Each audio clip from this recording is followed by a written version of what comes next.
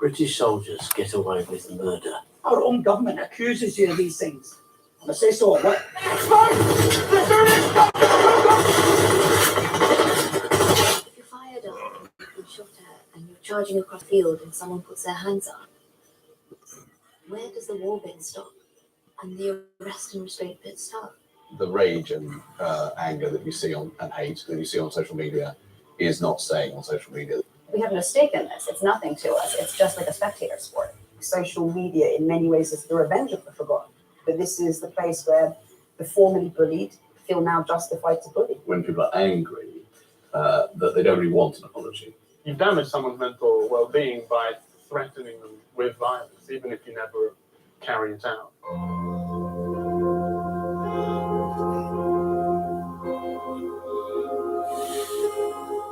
Best behaviour, please, as we get between the covers. I would look at this book, and I guess, and I mean, ironically, I would judge it by its cover. Waxing of the lyrical kind, which could result in you being struck down by I need that bookieitis. I laughed as much as I cried. There's lots of humour. Where there's great light, there's great darkness. And that is a mantra for me. What's this? There's the bill, £60 to pay, Jimmy Lee, Slade, Red Lurex. Isn't that lovely?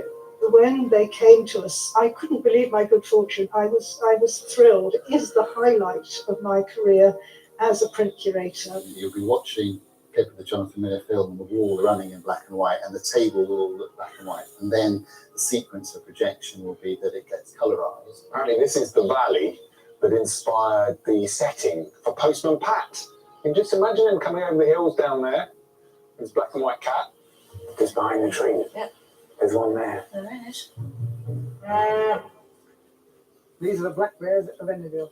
Here, Manchester, there is a tap in there that can turn off your water supply. Look at the scale, give you an elbow. Thanks. Well, I can taste the peat. I'll be honest, I don't know what peat tastes like, but I can. It tastes like how an old house smells. And that, let me tell you something, that is what you want from a drink. Open that gate and open it this way. Champion. So what would you normally do if this was a room? You would have a settee or a sofa. And that's what John has. Oh, do you have to play the same shit? One of his favourite spots where he used to come and sit at the end of the day and watch the sunset. You get so familiar with the land and all, you know, the farm is like a person and you get really to know it. To your world, completely. To the What channel is this? And I felt completely out my depth. I think exciting more than They play the same shit every fucking day. Take her on a wee walk. She gets on really well with the cows, but she thinks she's a cow. And she loves the hens. There's actually a hen that sleeps in here with Are they going to say, are you a raver? Is to also show you the very best of British wildlife in the autumn season. They'll probably say that shit. I just saw a wood elf or a sprite. Now, wildlife at this time of year is very reliant on any kind of resource that it can find. There are plenty of creatures in there living their best little lives. And that is what I'm hoping to find. Appreciating wildlife isn't just about learning loads of facts about wildlife. Often it's just Sitting, watching, listening, and immersing yourself in the experience. You found a new crew member. What we are trying to do is to learn more about them so we can actually protect them better. Seeing the turtles on the beaches, and you've got this opportunity to study them intimately, but then they Yeah, get into fucking the hell. water and they are gone. She is potentially showing us parts of the ocean that no one has seen. Same shit all the time. Every fucking day. You're here in the morning on the volunteer. Give you my note of hand. Well, I'm not expecting the whaling will make me rich, but it will keep me occupied at least while the cogs of justice. TV's a load of bollocks. Surgeon, because I wish to advance from my humble origins. I'm a whaling. And a damn fine one. But what is the point? The problem we have, it's not you, it's not me, it's history. I accept the fall. Look, the fall was deserved. Perhaps at some level the fall was needed. I don't know what to do next. That's how it starts. I feel guilt. That's not an emotion you would entertain. I don't know anyone else who does what you did. I'm fucking ready to die. Seek it if you work hard enough.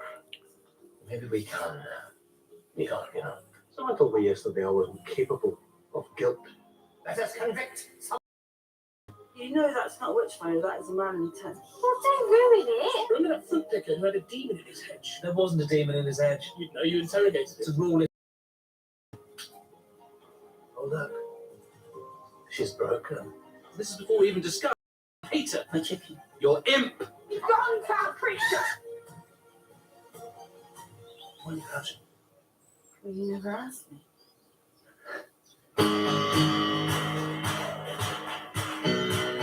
Scientists reported a record 18 degrees in the Arctic, which is particularly shocking to people from Scotland because we've sunbathed in colder temperatures. Intrigued at the sheer distance between me and Miles. It feels like he's requested this. Is Glasgow officially the most depressed city, or is that an opinion? That was just what I've gathered over the years. And let's be honest, contributed to. For the benefit of them who are watching on BBC Two, I'm going to go through it again. The original script was hated by pretty much everyone. Everyone? The actors hated it, the execs hated it. Even caterers hated it. Yeah, you the Bobby. I play Bobby, yeah. He's not called Bobby. He is a Bobby. Look, the Bobby approaches. Oh, you mean the fake diamond? Yes, lower your voice. You mean the fake diamond? I like taking your temperature. Stop you talking for a minute. And I wasn't flea bagging, I was Mirandaing. Such fun. I haven't watched this in 10 years. It's just weird. You know, I had no idea it was going to lead to a federal case and Joe getting 22 years. Are you happy to talk about your private life at all? Hey, my life is open book. He is single-handedly, I mean, by far, the most popular prison inmate in the history of the United States. This bit is where actually the Atlantic and the Caribbean shaking hands. I feel like I can be fed by all of it. It's a lot to take. What about me then? 18 years in a section unit. We can swim. Fucking shit, cunt. Do you really have to wear that today? Sharks will kill you. The stories that we've been told are not being told anymore. And I'm glad that you're here to see it for yourself. With a school friend, we used to sit on a little wall opposite and dream that one day she would have the middle house of the three, and I wanted this one. It is tempting to picture Benjamin Wild as some sort of pantomime villain. But the truth is, there were thousands of men just like Benjamin Wild, getting rich in an age in which... And that's my sister by the wall with her beloved Quacky duck. And that's my sister with Quacky now. Wow.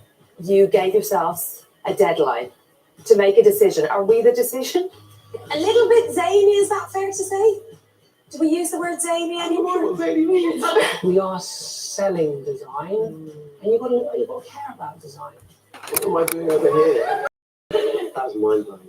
I just wanted to run around the place. It's come to life, the things that we see. You like my uniform? Can you see my name? It's what community. Even if you're really driven to see what that career path is. Just a carer. That gets said so much. Just a carer. And I hate it. Really understand what social care is. No. And I think the more people and the more knowledge people have and understanding, that's going to drive things to change, and that's what needs to happen.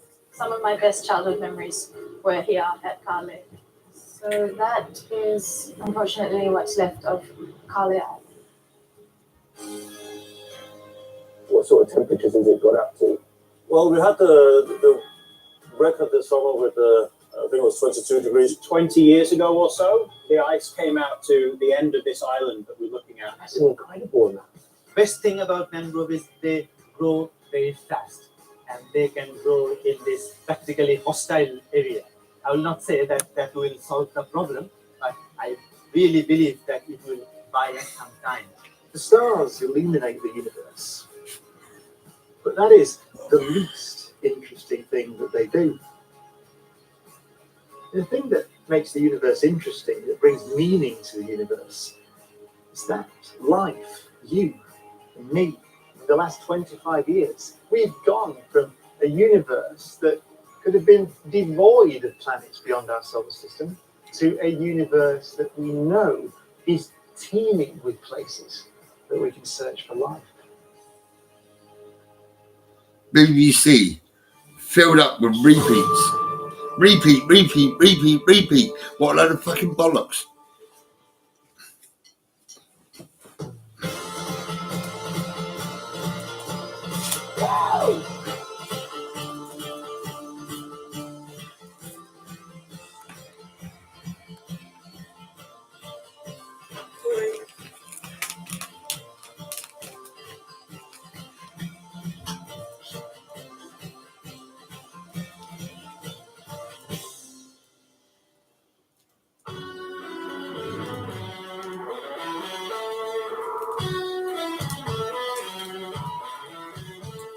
I've got pizzazz, I've got charisma, and I think outside the box. I'm also capable of being in the box at the same time. I can do both. You tried feng shui? What? You move all your furniture around and it gets rid of the negative vibes. I did it with that cake too. It used to be over there. It's very impressive. Oh, you joined the art class. Good. Oh. It's about society. I feel like I've been born in the wrong social bracket. No, I've always thought if I can't be normal, then I'll at least be fabulous. I'll be getting to the heart of some of the biggest talking points of the week, but I won't be doing it alone. I'll be chewing it over with my Great British Focus Group. Can I ask Lord David a question? Go for it, go for it. Are you wearing anything or have you just drawn stripes on yourself? I said to Mum, look, I don't think you should be working Saturday.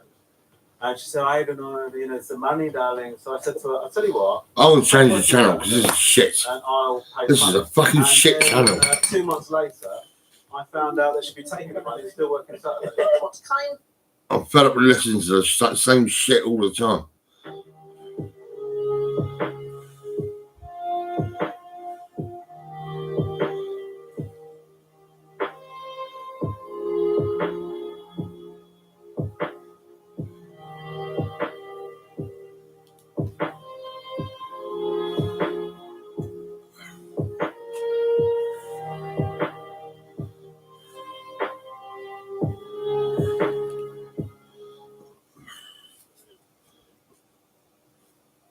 Instead, and all they need to do is remove it from its shell, ready to be thermidor. Fingers and thumbs? Alex, I just hate the thought of it. Just taste a little bit. No, try it tonight. I'm looking forward to trying it tonight. For the sauce, stock is added to fried onions along with cream. I actually stopped cooking when I was sectioned. When you talk to the television, you understand. Tell her I'm off record. Alright, I'm gonna hit you up tonight, Desmond. Alright, bye. With rumours swirling and no word from Kayla, it seems like their relationship is on the rocks.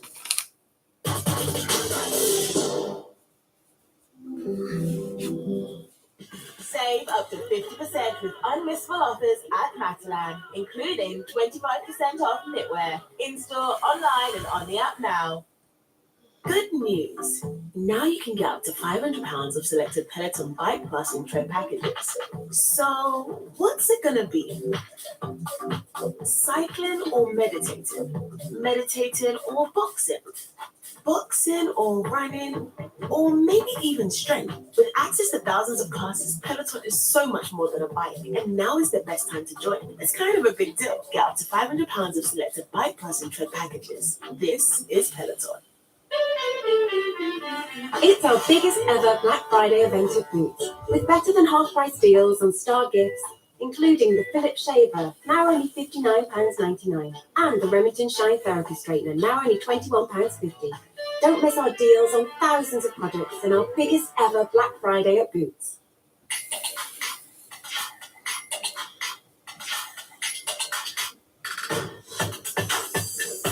Get your gift on with Freeman's, or with free delivery and flexible ways to pay.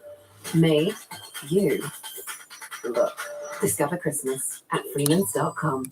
E45 makes your skin feel comfortable, so you can feel more comfortable in your skin.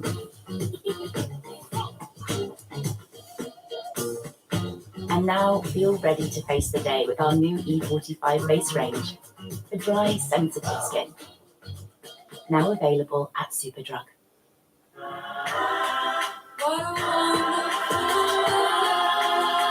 Lèvres est belle, Dieu de parfum, and the new extrait, Lancôme. Andre presents his magical new album, Jewels of Romance, featuring an exclusive bonus DVD.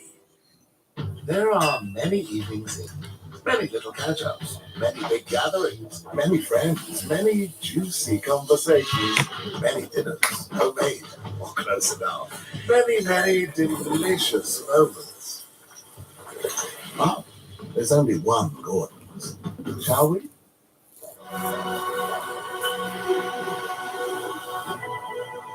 Right, it's bedtime. Your Wi-Fi's going off.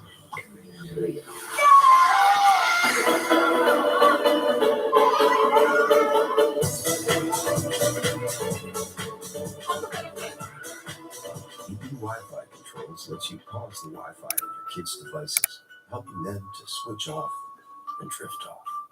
This is new EB. Get ready with Dyson using our patented technology. Dry, curl, and shape with no extreme heat. Smooth and hide flyaways with Coanda airflow. Style on the move with flexing plates that gather and shape hair. Give the gift of invention in special edition blue blush with exclusive accessories only at Dyson. The Dusk.com Black Friday sale is now on with 20% off everything. But hurry, you snooze, you lose. Dusk sale.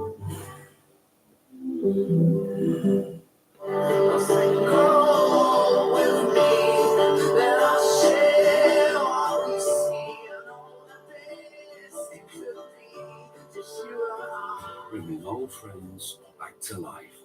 The Toy Hospital starts Friday at 8 on Channel 5 and My 5. In Bay, fentanyl addict Larissa is nearing the end of her time in jail. I'm waiting for Elevator still to come get me. If they don't come get me, I go home. I'm way better.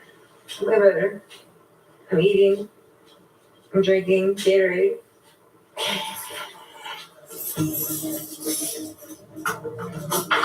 Okay, put your V-neck on, put your wristband on. Put your V-neck on and your wristband on. When you're done, go meet me at the front door there, okay? In order to avoid the temptations on the street, Larissa has decided to go straight into an addiction program. I actually am going to program. I'm leaving here. I'm going to Winter the Hope in San Francisco. No more fentanyl. I'm coming now. You're gonna miss your ride. You're gonna step your friend on the No problem. Let's go. You guys have personal items in beds?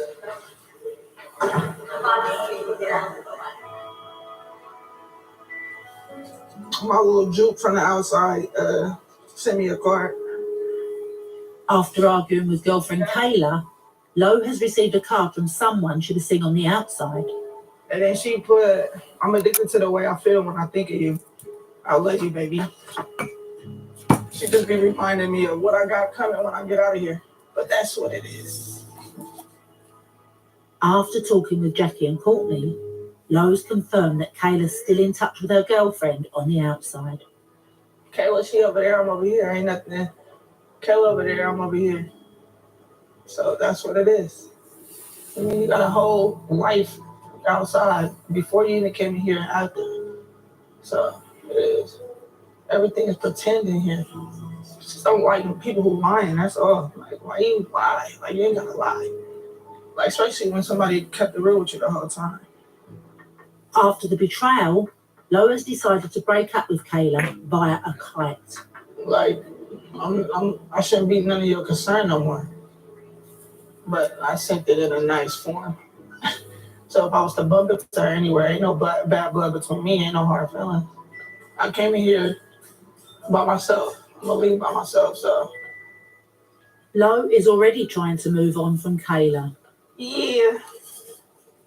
Big bags of bad bitches, I need that. Big head, no need for knee pads.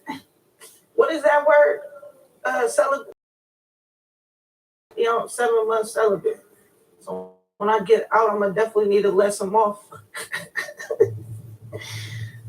Over in Valley, Kayla is discussing the situation with Bridget. What's going on today? I'm kind of in the iffy mood. What happened?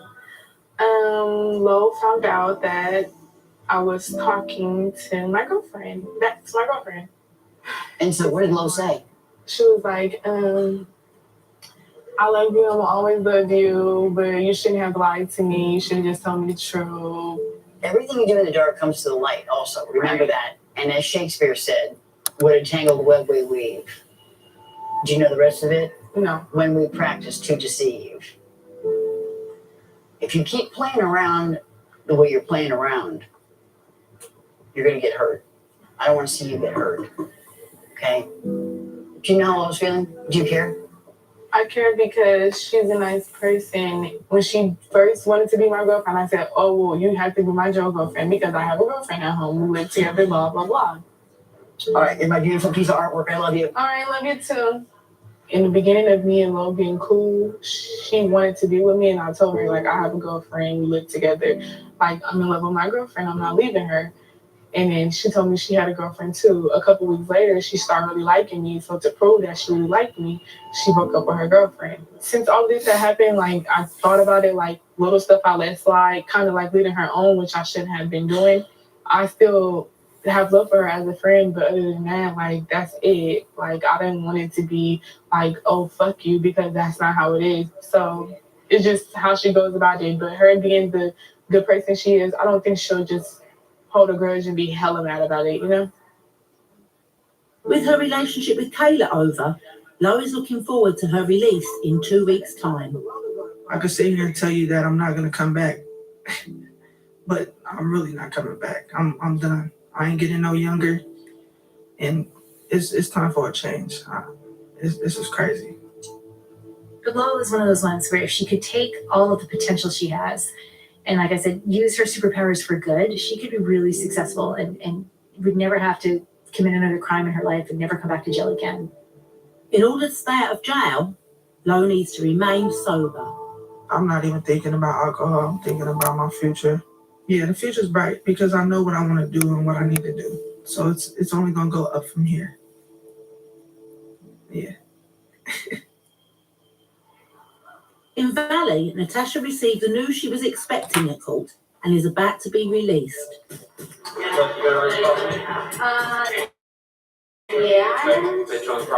Ladies, all the way down the hall. That's so exciting.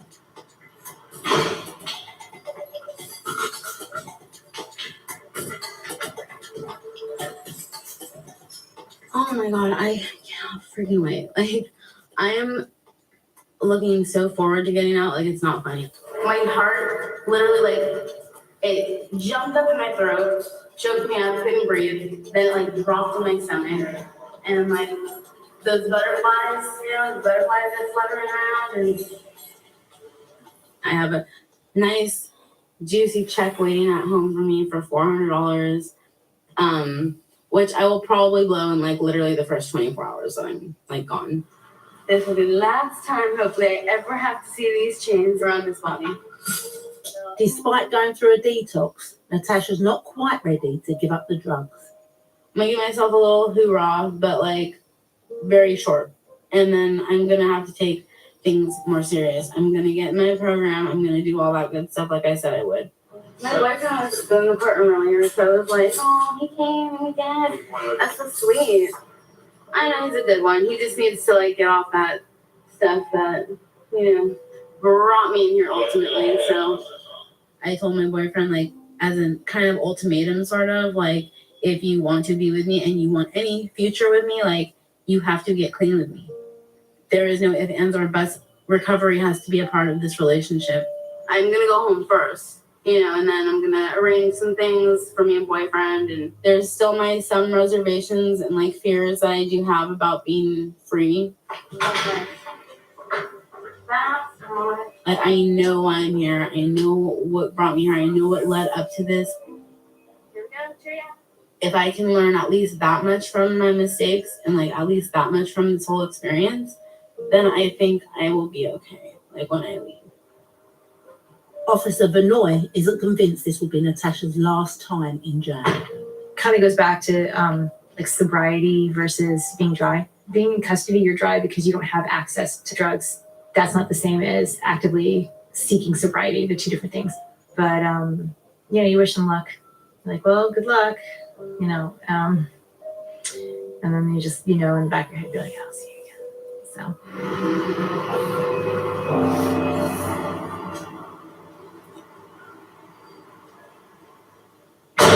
next time, Kind of like doggy dog world in here. You have to show your viciousness. I don't know if she bites, but I know she bites. Put my big girl panties on. Yep. Ready.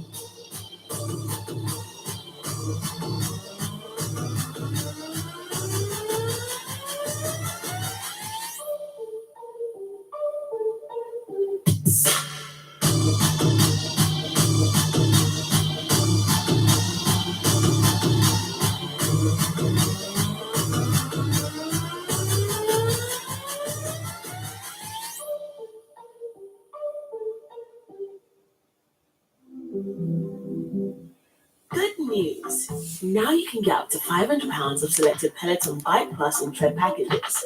So, what's it gonna be? That was quite interesting. Americans, you know, ladies in jail.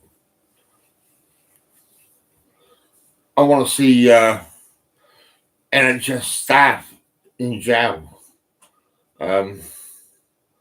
Psychiatrists and doctors, all the bastards have been locking people up. You know, I'm a piano man. I've done fuck all wrong, and I've got sections of fucking bits. You know what I mean? I want justice.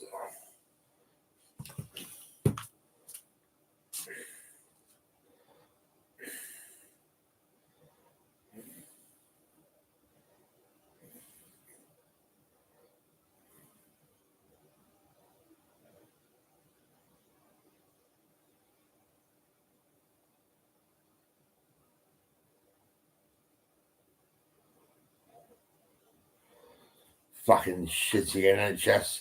NHS are bollocks. The fucking police smell. I can smell the cunts, I tell you. They stink. The fucking police are shit.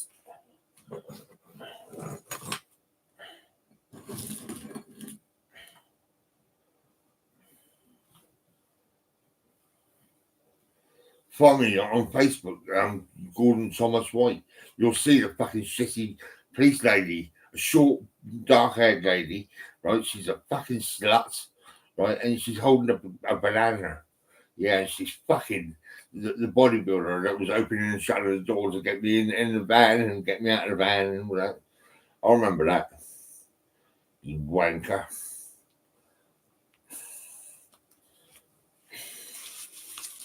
And she, well, she's probably somewhere. Fucking short-haired, dark hair, police lady, a fucking dog.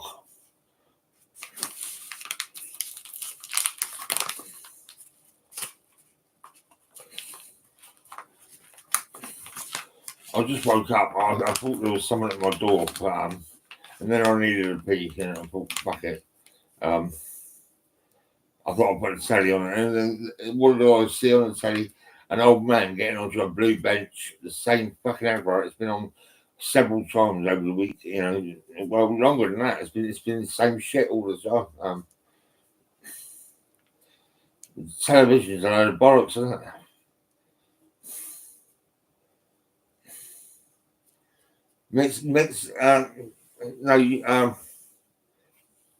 Mixed club's pretty cool for music, and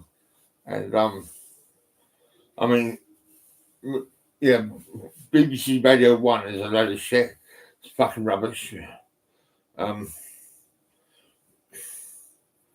so Mixed Cloud is better than that. I can guarantee it. And also if you get what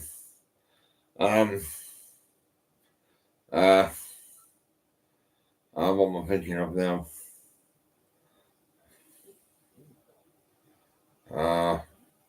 You know, I can't even fucking think. All the movies. What am I thinking of now? It's better than telly. Telly's a load of shit. I say it really is crap. It's fucking rubbish.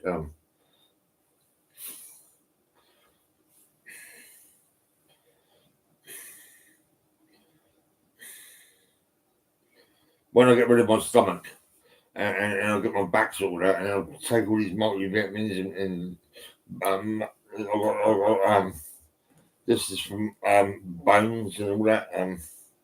I'll be taking that. I've got like Netflix. That's it. That's what I'm thinking of. Netflix, yeah. Netflix and mixed cows. That's all you need in life, really. You don't need all this telly. You know, the telly's a load of fucking shit. It's rubbish.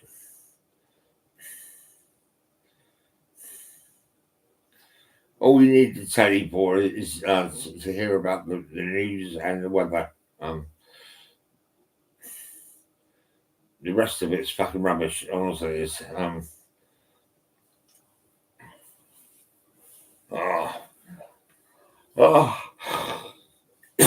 woke up and I thought, well, this is it. I'm awake now. Fuck it.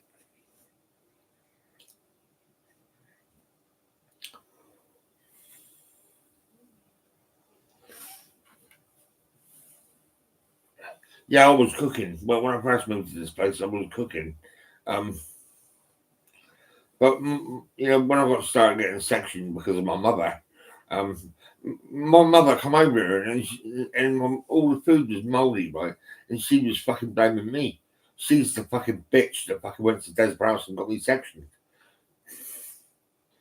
My mother, well, she'd be dead soon, you know, fucking hell. I'm not going to her funeral, not a chance.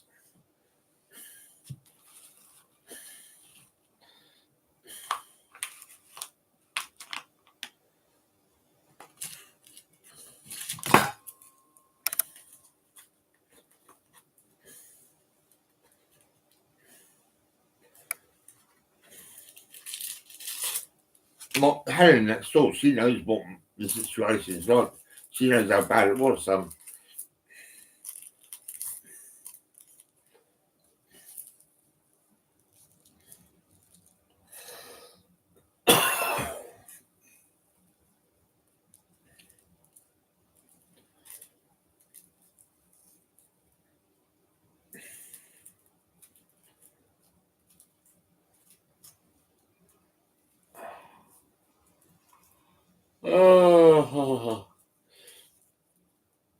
I'm glad I turned the telly down, for fuck's sake.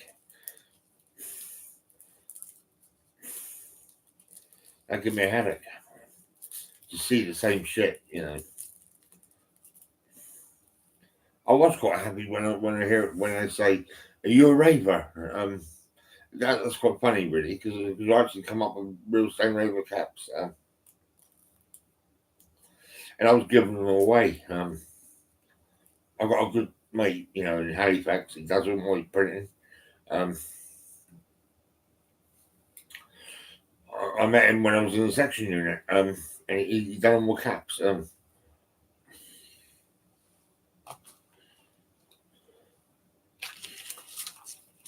He does cushions, tea towels,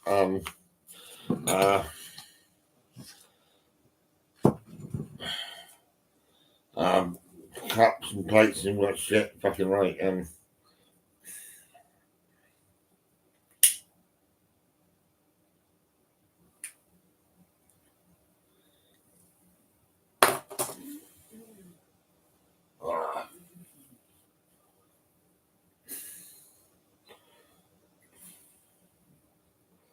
I've got a rucksack here. See that? That's caps. That's in that bag. That's caps. Family friend caps.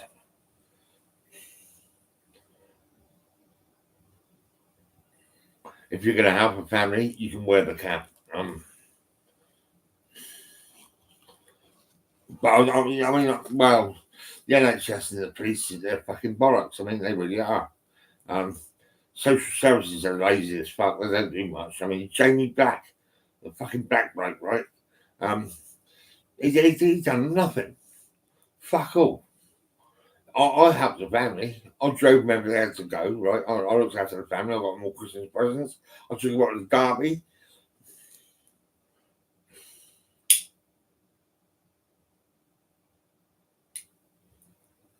That was fucking mental looking after that family, I'll say it.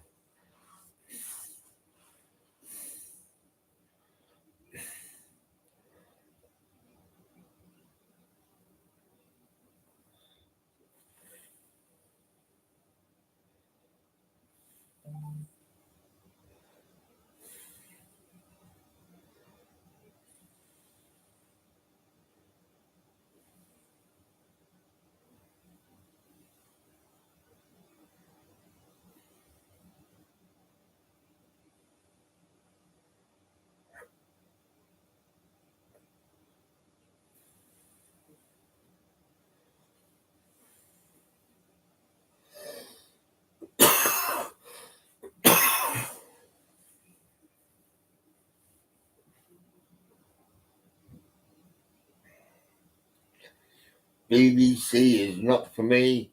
Yeah, all I like is EastEnders. That's not too bad.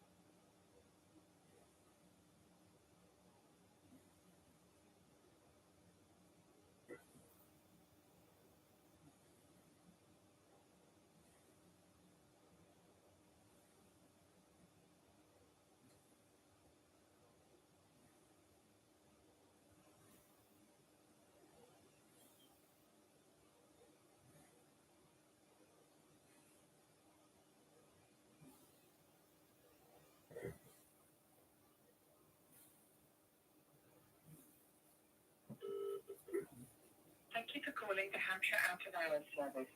Please wait whilst we transfer your call to the next available agent.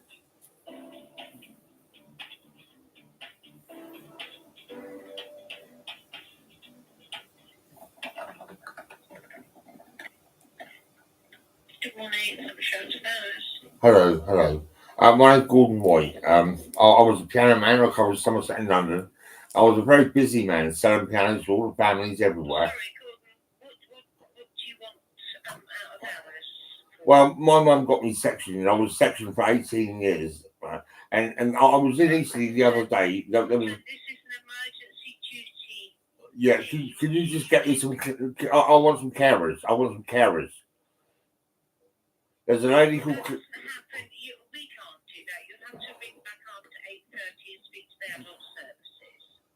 Yeah. Okay.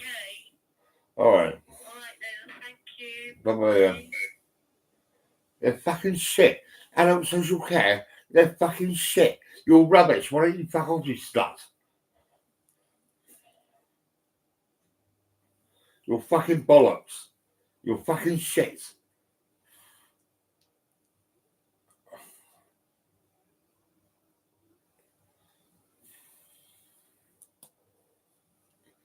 It's 5 o'clock in the morning.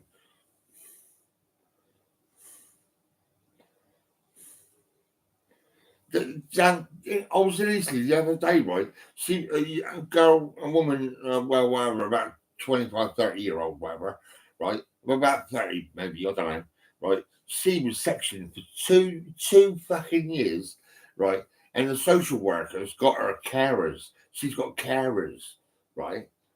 She's been sectioned for 2 years and she gets carers, right? I fucking try and get carers. I've been sectioned for 18 fucking years, right? And I cannot get carers at all because they're fucking spastics. They're fucking shit as fuck. This country's fucked up. Adult social care is a load of bollocks.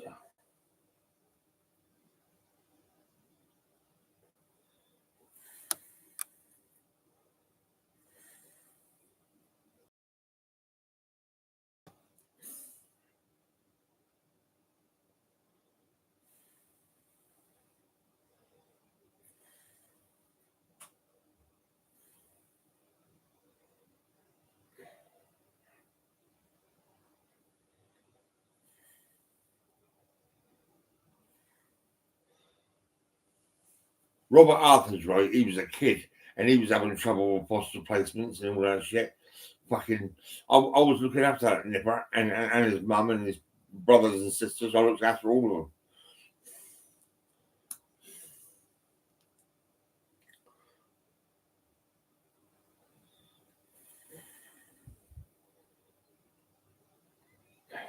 My mum lived next door, and my mum hated the fucking children. My mum, you're fucking shit, mum. You're out of bollocks. You're like adult social care, fucking rubbish.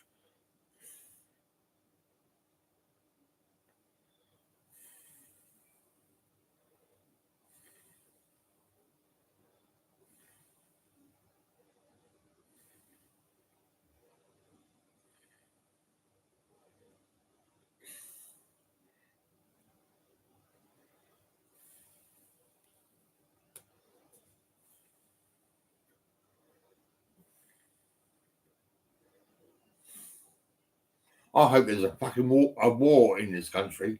In the United Kingdom, we need a war. We need fucking the whole people around the world to come to this country and fucking go crazy.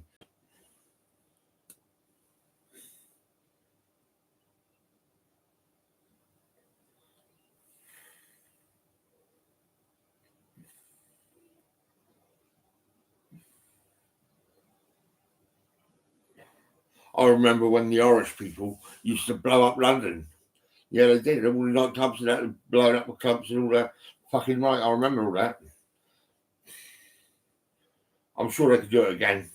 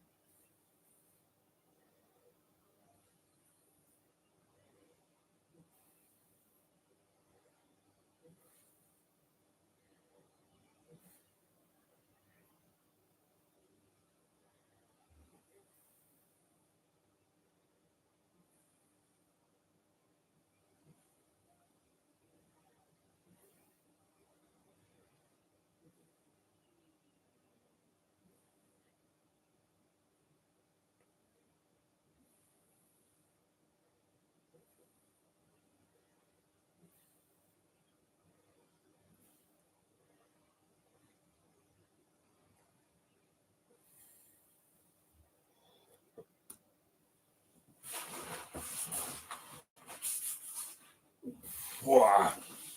Fucking hell. It's going to take a bit of time to lose weight, I'll say it.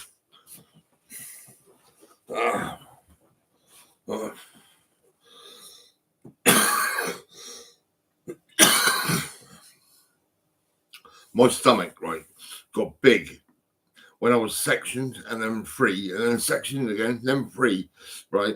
The fucking NHS, you know, and Matt Baker's sitting there feeding loads of shit to me, like, oh yeah, fucking 20 quid's worth of food, right? And I was sitting with William Beanie, the Saints football player. And when it comes to the COVID-19, right, I was always sitting with William Beanie. And fucking Matt Baker's, right, they got prejudiced. They're racist little cunts, I'll tell you. Right, because I'll tell you what, right, they had one chair out, and they had one chair for William Beanie, the Saints football player, yep, and not the piano man. Fucking didn't give a fuck about me. I moved here in 1999. Right, 2004, I started to get sectioned because of my mother. Mark White, he was a drug dealer. He was selling drugs all the fucking time. He was never caught. It's like Trudy behind me, right? Trudy and her partner, right? She stole 3 of my tents and my chairs and everything, right? And Ian, the fucking shitty policeman, the fucking little bastard, didn't get my stuff back. He didn't give a fuck. And Judy Bursey, well, you like, Gordy, come on, and you took me to the fucking police station, didn't you? You fucking did. And you was quite nice because you was taking me down to the Eastleigh restaurant, Poppins restaurant, for liver and bacon. That was all right. But like I say, I started to buy pizzas at the same time and go to Sainsbury's with a pack of pies. So I'm going to spend more time going to Cozy Cafe in Market Street, over the road from the jewelers. I'll be getting some gold out and putting some gold in and I'll be sitting at Cozy Cafe. And I struggled to get to Sainsbury's. I won't be going to the pizza place. I won't be going left and then up to Domino's. I'll be going straight into Sainsbury's, getting a few fucking pies and some chicken, and then I'll be in a cab. Yeah, I struggle. I got giddy spells. I'm like fucking. I'm overweight. I got my lower backache. If someone fucking shoots me dead, I'll be quite happy. I'm fed up with living. NHS have fucking destroyed me. And the shitty fucking police, well, what can I say about the police? I mean, Christ. Ian, you're a wanker, mate.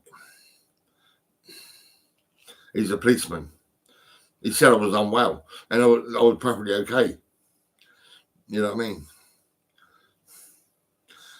Robert Henry Plumbers, right? He come from Birmingham, right?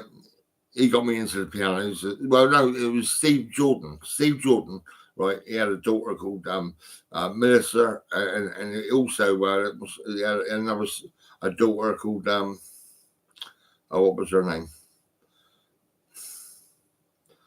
Oh shit, I can't remember her name now. But anyway, Melissa was my partner, and her dad was Steve Jordan, and Steve Jordan, he separated with Sue Jordan. So they separated. Me and my daughter, my partner was Melissa. We separated. And my last place where I lived was 46 Larch Way, and round the corner was fucking Alan Snook with his amphetamine like this. And it pissed me off so much, I couldn't believe it. There was an au pair, a French lady. I think they was involved in the police and all that. And I was riding bikes with her. That was quite nice. It was nice. Yeah, it was the au pair.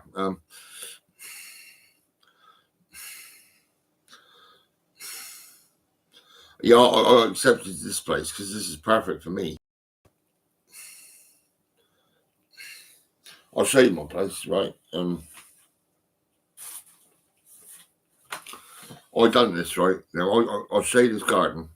Right, I've done this garden, and Vivid Homes, they own the fucking place, right? And they ruined the garden. They just destroyed everything.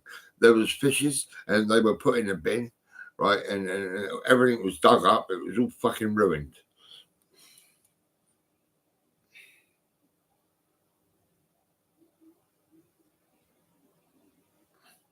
Look on the side of the pathway. They dug it all up. Designed the railings across the top after they destroyed the garden.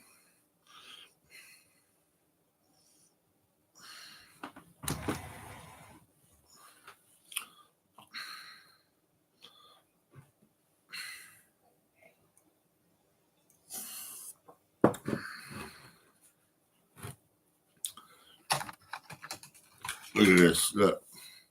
Look. Look at that. That's me younger when I was younger, right? So this is no good, is it? Really? I mean, it's fucking shit. Look,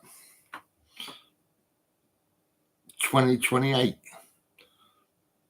it's not worth a wank, is it? Because it's not even a picture of me when I was. I mean, 2028, I'll be looking even older. That's a load of bollocks.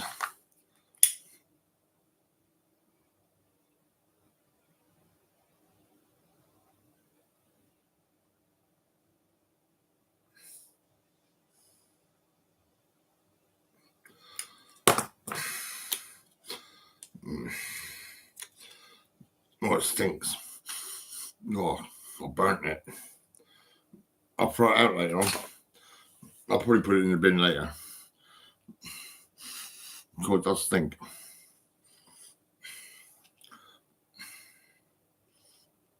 Oh, stinks. Oh my God.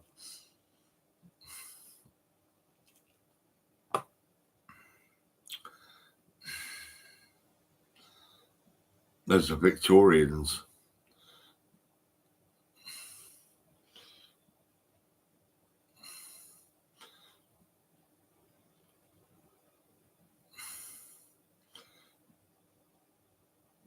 That's a train. That's the old trains in the old days.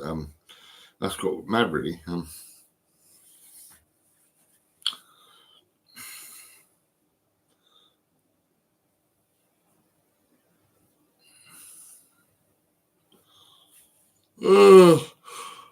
Whoa.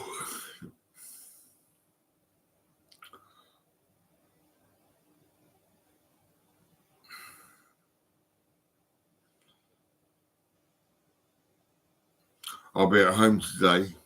Tonight I'll be checking my bank to see if my benefits are in. And I'll be out tomorrow. Yeah, I'll be out tomorrow. I've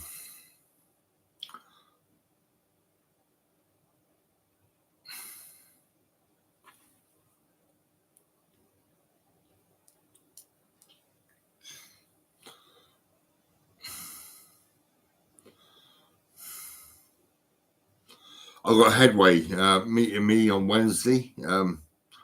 I've already given a family friend cap.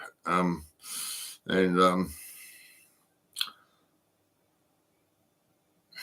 honestly believe these family friend caps, when a child reads the word friend, it'll probably be all right.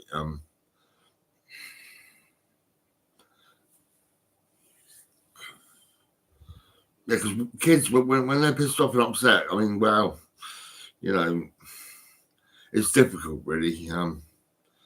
You know, I mean, my car was parked outside my mum's place, and also, well, it's just in the road, and there was two driveways. There was my mum's driveway, and there was also next door's. And next door's was where Kim Dayton, Kim Marie Hunt, with her 5 children. Well, not 5, 4, because Robert Arthurs was out in the streets, and he was actually outside his mum's house, and he had a rock like this, a big rock, and he was gonna, he could have smashed my window, but he didn't want to do it. He asked him, go and find Robert Arthurs now, and say, was you ever gonna smash Gordon White's window? He'll say, not a fucking chance. He would never fucking do that to me. Because he knew what was happening to his family, and that's how it was.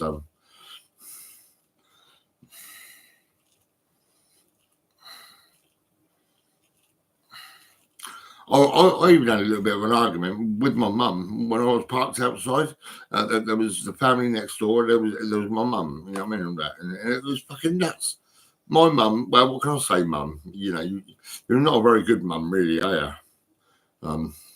You're hopeless, mum. You're terrible.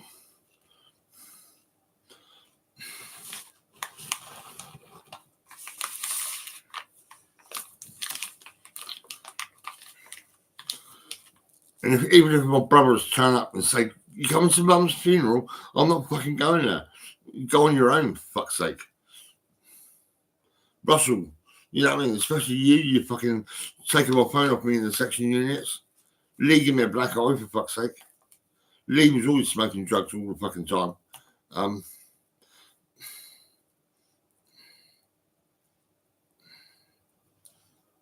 And Mark went to Oakland School, and he was always selling cannabis all the time.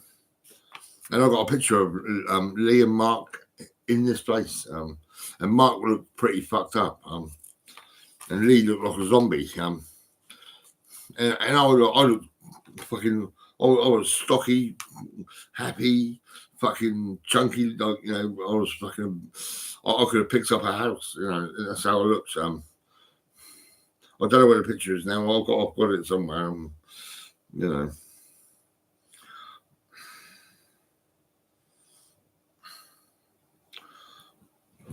I should make more tea. This is investigates the NHS. This is the Real Stone Raver. Investigates the NHS. Yeah, it's all been done. It's all been put together to make the NHS look like shit, because the NHS are shit. Look, there's my granddaughter. There's Lily.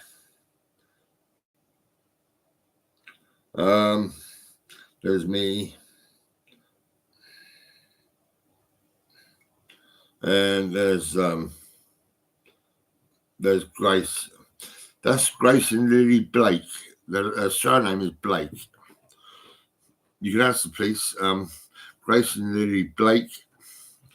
You can always go and get the social services involved and say, look, you know, fucking, how are they? Because I don't know.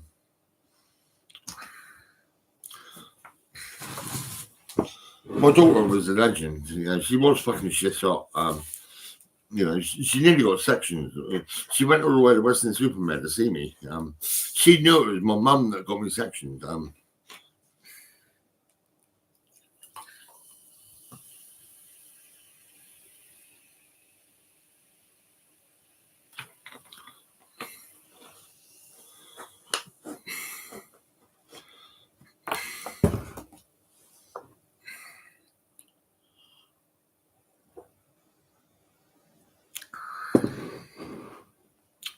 That's lovely.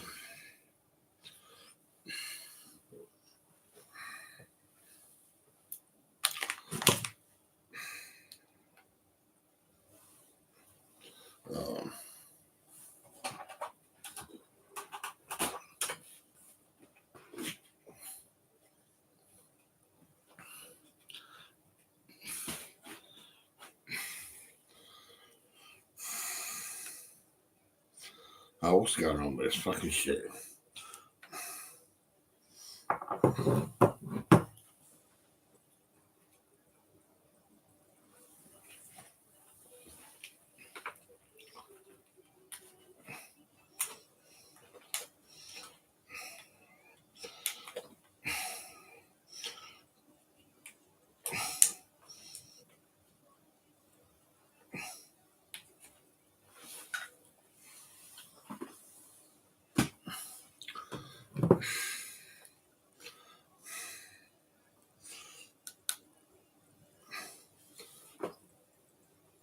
It's not charging. I don't know. Oh, fucking.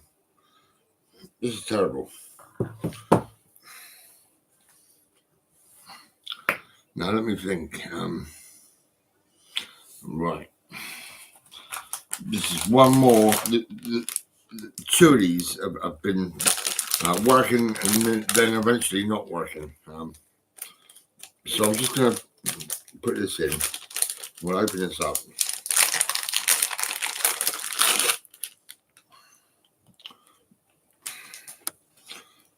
Let's try this.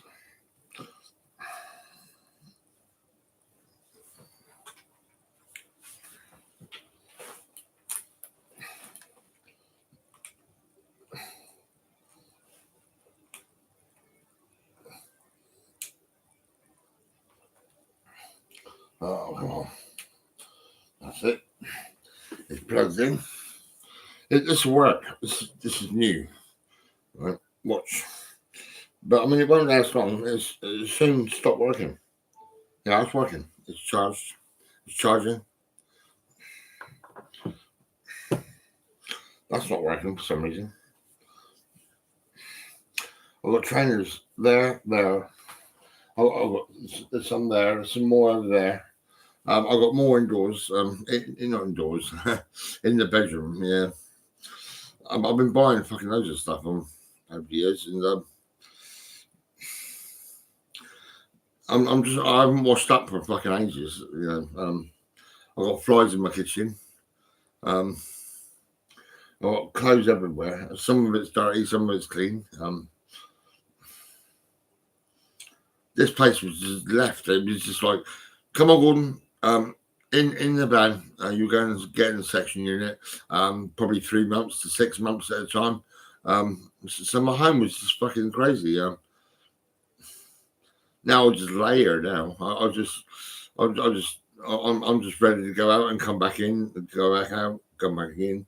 I'm not doing nothing now. I'm not doing no house cleaning.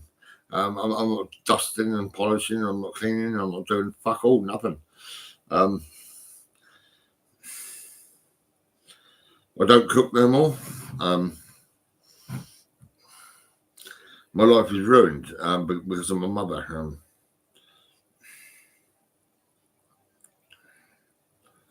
I really don't love my mum no more. This is it. I love my dad, but not my mum.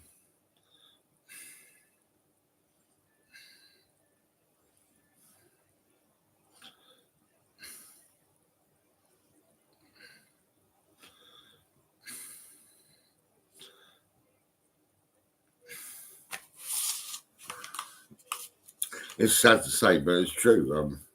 My mum, she's fucking fucked up. Her mum was a fucking bitch.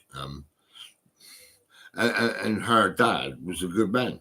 Her dad was a foreman for Vosper Thornycross. They used to build ships. And he actually used to drive what did he drive? He drove a what am I trying to think of now?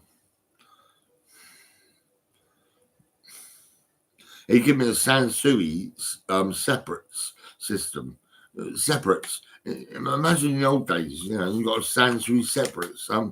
Fucking loud stereo. It was great. He gave it to me.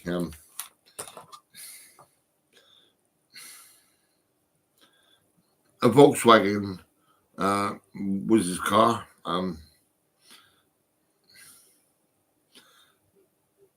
What's that car which runs on its own? It goes on its own, and it goes up in the front and all that. And it's one of them. That's what he had.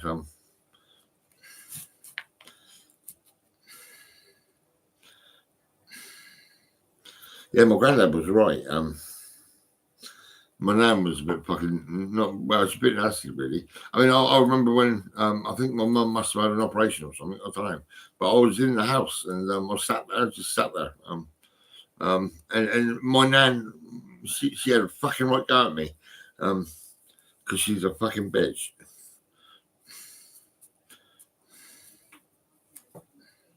And they lived in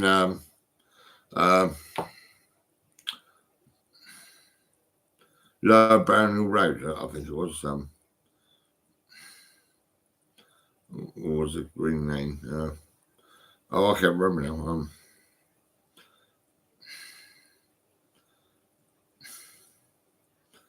Yeah.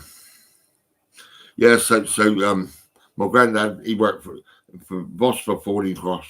He was a foreman. He was quite high up and all that. And he sorted me out with a Sansui separates.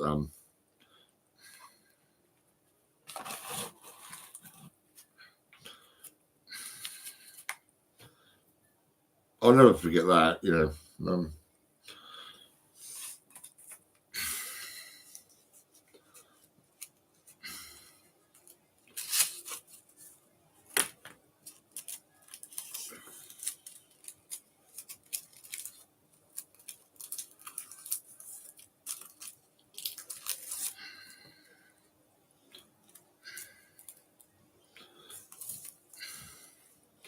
That was mad to see that program, wasn't it? Ladies in jail in America. lady should be in jail because, well, my mum, the way she was, I mean, she should be in fucking jail, really. Letting Mark be a drug dealer. I mean, it's supposed to be illegal in this country. How come Mark got away with it then?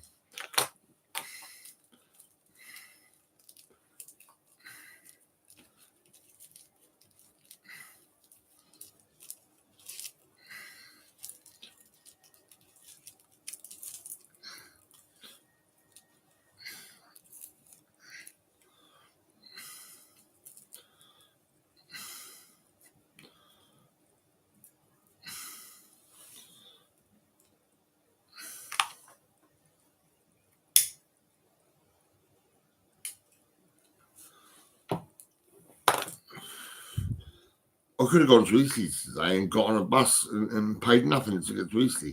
But I'd rather wait until tomorrow and pay for a taxi. If someone wants to give me a lift, I'll give you some money out of it. You know, I'll pay you X amount, whatever. If you can get me in a car and get me down to Eastleigh. You know, I'm just not getting on a fucking bus.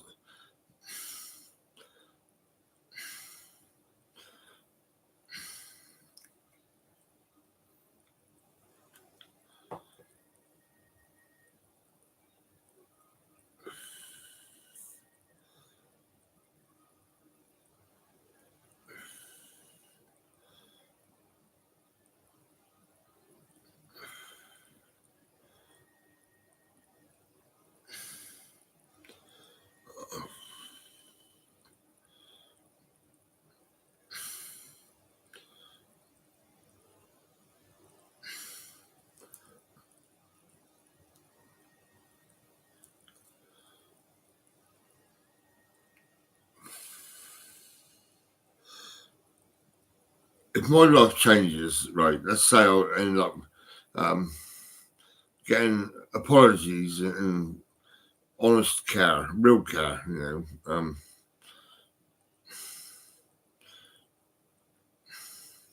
And a position in life. I'll pretty much run the fucking business, the RHP piano business. You know, I was doing so well looking after that business. If I was doing the same again for the social services,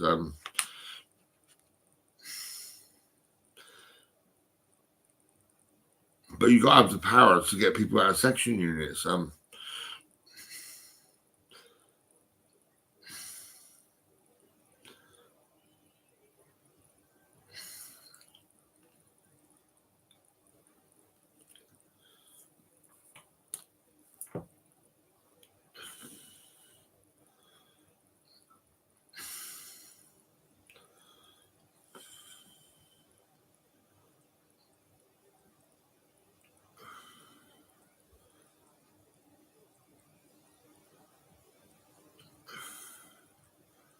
Do you know what? I really don't get many viewers. I get probably about 100 viewers per fucking video. But sometimes between 50 to 100. So it's pretty shit, really. YouTube, you're a waste of time. I mean, what the fuck? You know, and Facebook, well, I don't know what to say, really. You know,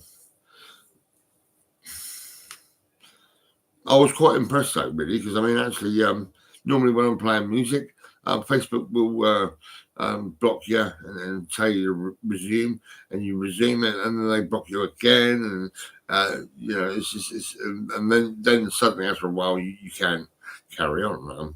But I mean, actually, Facebook they were quite good, really. I mean, they let me go live, and my radio was playing and everything. It was crazy, and that they only attempted to block me one time, and I resumed it, and I was live sometime. So that's great. I mean, because I mean, sometimes I get into conversations with different people. You know, look, I mean, I was the chip shop up the road. I mean, there was a fire, and and the guy who was running that place couldn't afford a pizza oven. Well, now for the people that are here now, I've got them a deal. I had a chat with the pizza oven company, and the guy called Luke. Me and him was chatting, and he done me a good deal. $99.99, payable in 3 installments on PayPal. 33, no interest. And the oven will be delivered to the chip shop. Now that's sorted out. Now I hope their boss, actually, when he sees the 4 family friend caps, he's gonna. Well, he might think, oh no, we've got chip shop caps. Well, the idea is actually to put the family friend cap on, because all the families, right, will go to the chip shop and say, oh look, you're a friend. You're a family friend. That's right, you are. So they're probably going to tell their neighbours and everybody about the situation. Now, I remember when I was seeing a customer in a long road. It was a long road. I don't know where I was, but actually, I was parked in the road, and the customers, the family, come out to the van, got into the van, and were buying a piano, right? And their neighbours come up to the van as well. It's like they just started coming out and coming up to the van. People in the streets and all that. It was crazy. Yeah, I remember that. It was mad, really. I don't know where it was, but it was a long straight road, and all the families were coming up to the van. It was fucking quite mad, really.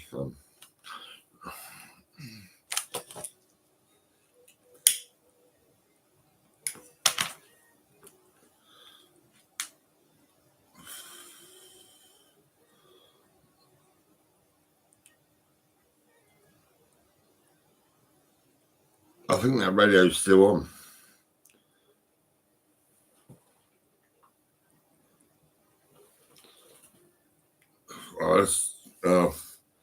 What is this thing on telly? Phoenix showcased their new movie Napoleon. Vanessa Kirby stars alongside Phoenix and says the film is cheekier than you'd think. Yeah, we wanted to have a playfulness, even though it was very strange, what an extreme time. We had to laugh all the way through it, often in scenes, sometimes a lot, in between takes, because it's such a kind of intense, brutal world that we had fun in the making of it, and that was so important. I've always thought Joaquin Phoenix seems a barrel of laughs. One of the unsung heroes of the Harry Potter franchise got the chance to shine at his own London premiere thanks to the Sky documentary David Holmes, The Boy Who Lived. David was Daniel Radcliffe's stunt double in the films, but suffered a life-changing injury on the last movie. Despite everything that's happened, the pair have kept a brotherly bond. He's one of my best friends. We share our best and worst moments in life together. I love him to pieces. I'm extremely proud of him.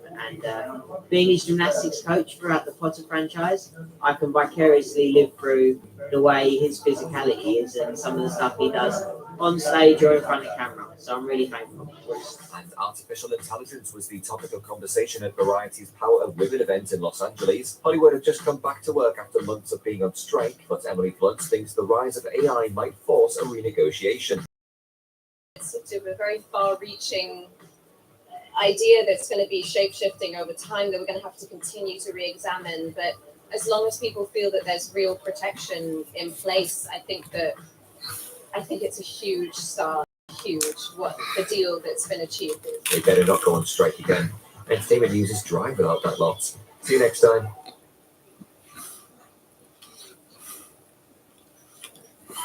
Merry Christmas! Merry Christmas! This is my favorite place in the world. I bring you a little Christmas cheer. Merry Christmas, everybody! I'm supposed to be right here giving you a white Christmas. You did this. Who doesn't love a surprise, eh?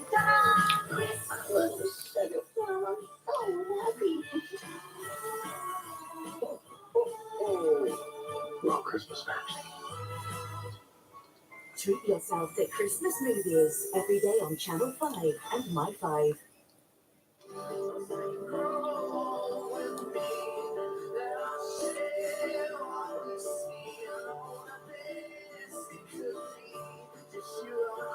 Bringing old friends back to life. The Toy Hospital starts Friday at 8 on Channel 5 and My 5.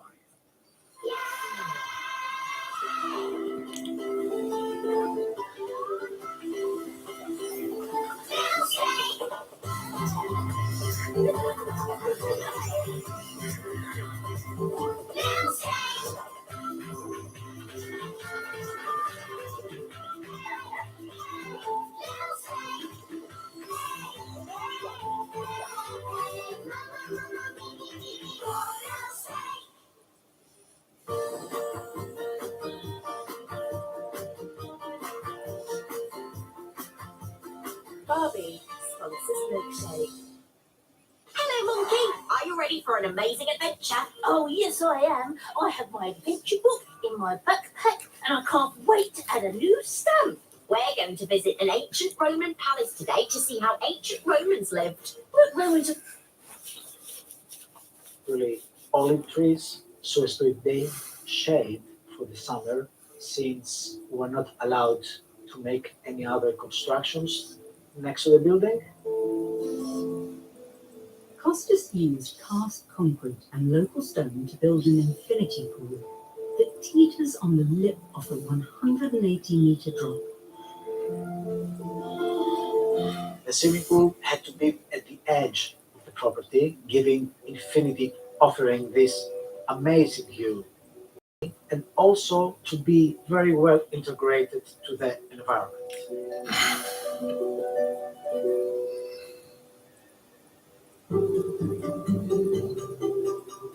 From start to finish, the whole project took 7 years to complete.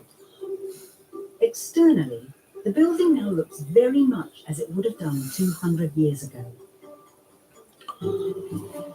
At full capacity, 3 rooms can accommodate up to 9 people. On the ground floor is a double room with ensuite bathroom. This leads through to a small suite with double room, bathroom, and separate single bedroom.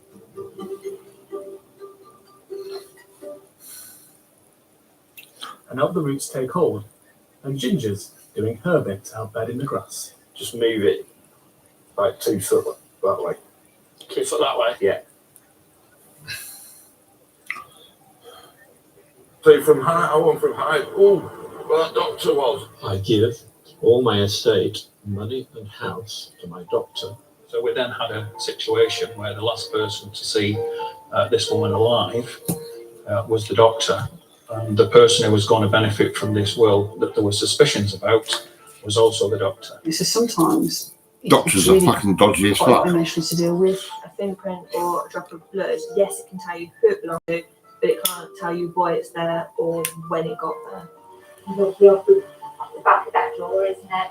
You're inside that scene where it's happened, so you're kind of picturing, well, you know, she's running there, she's tried to lock herself in, she was fearful for her life, trying to get out the window. She kind of reliving it a little bit. The public would have been absolutely shocked if they knew what was going on. Policemen, corrupt, I just don't believe it. All you want is a little locked up garage number, isn't it? Yeah. Yeah, I see. He reckons about the police being dodgy. The police are fucking shit. The NHS and police and the NHS are both shit. They're That fucking then rubbish. leads into the next form of corruption, which is you start to license criminals and you start to take money. How could I be guilty of something I didn't do? Yeah. There's that. When the nurses do their observations, they put them into the system and it generates a score, and that triggers an alert that this patient is potentially deteriorating. And we all have to make those decisions of which patient to escalate to ITU and when. They're saying as a group, cardiac, thoracic and neurosurgery, we can only have 2 patients per day. There's no doubt that harm's been caused on top of COVID by the decisions that have to be made to cope with COVID. My dad made notes. We kept them all. His brain would work quickly. He'd write his thoughts down on a piece of paper. COVID is a load of shit.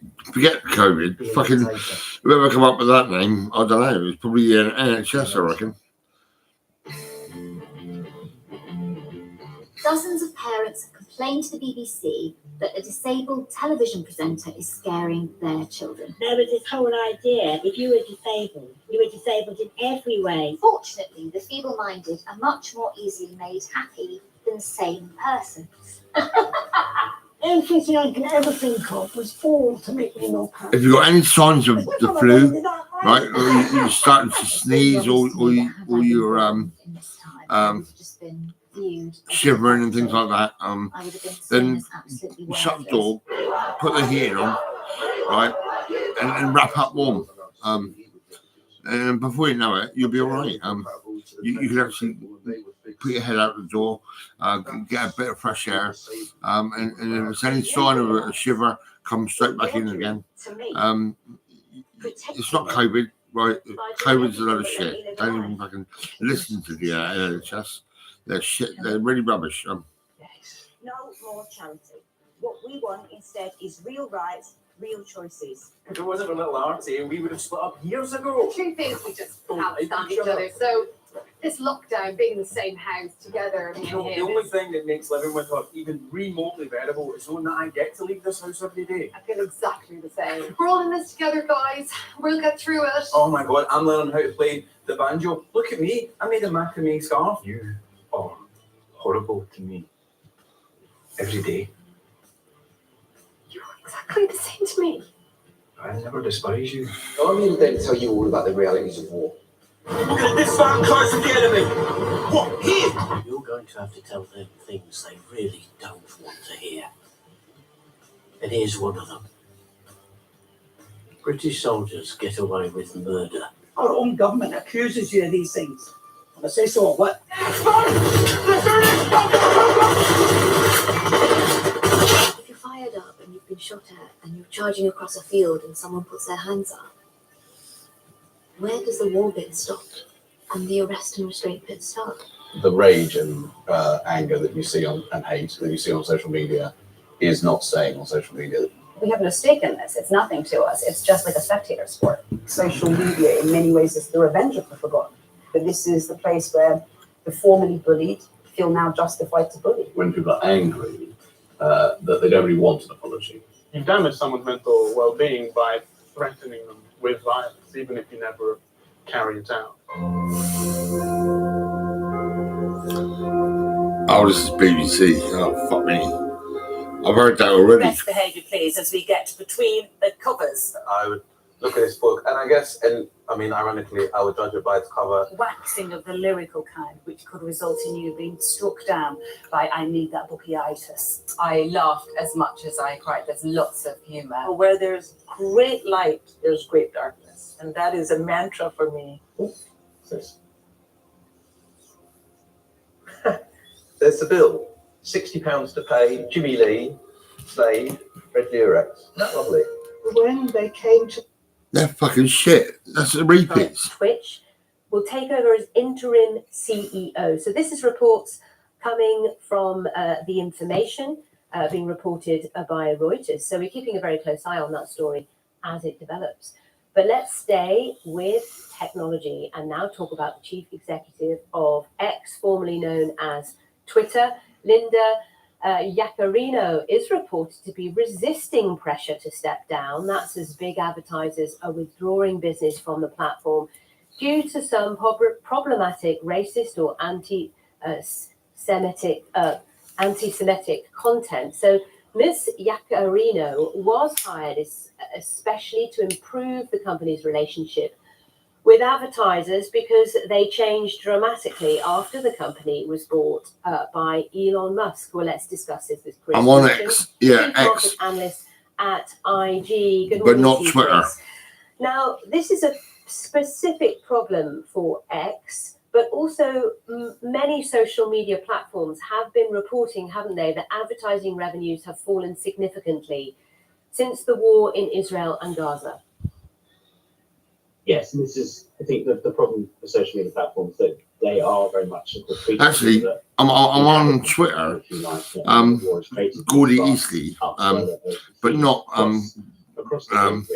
at Comedy Section UK. That's the real Stone Raver at Comedy Section UK. I've actually got a T-shirt done at Comedy Section UK. But fucking Twitter went racist. I could not use Twitter no more. That was that.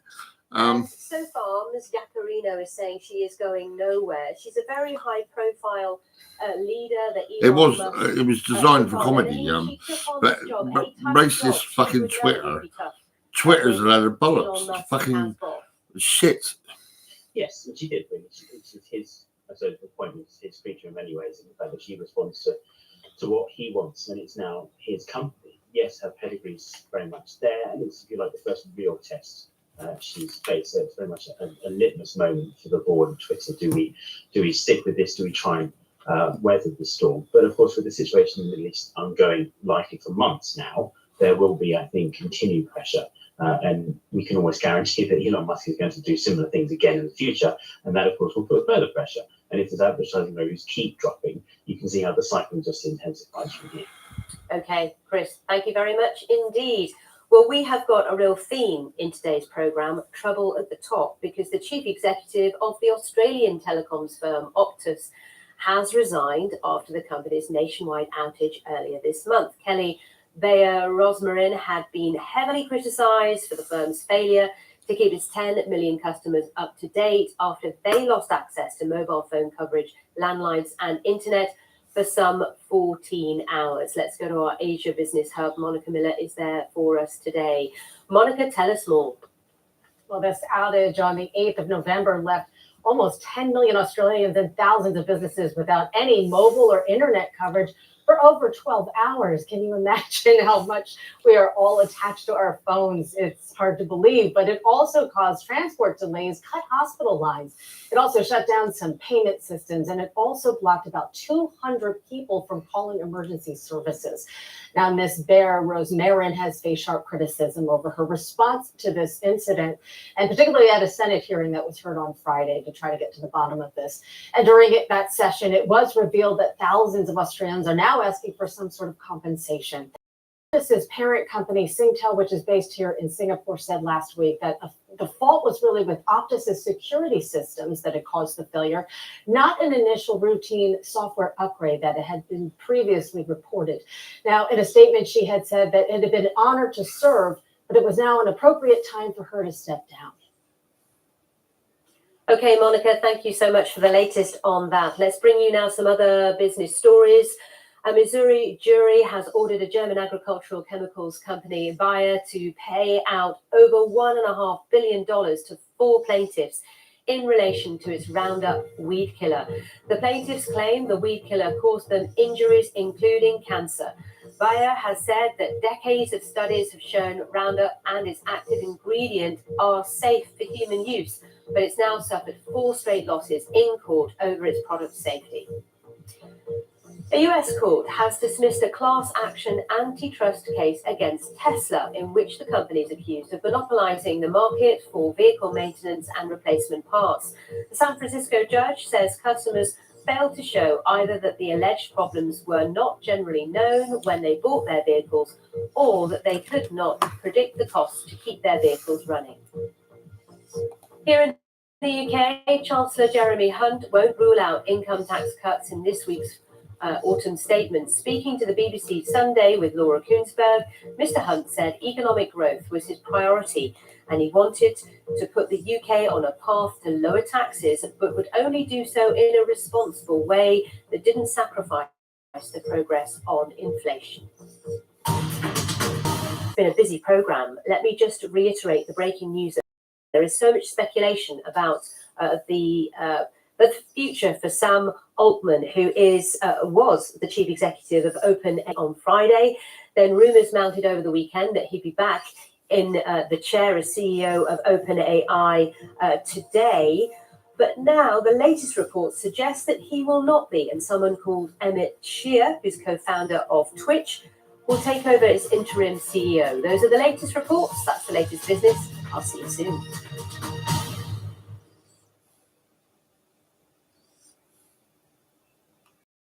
Hello there. The weekend has been pretty cloudy but mild. Temperatures of 15 degrees in the warmest spots on Sunday.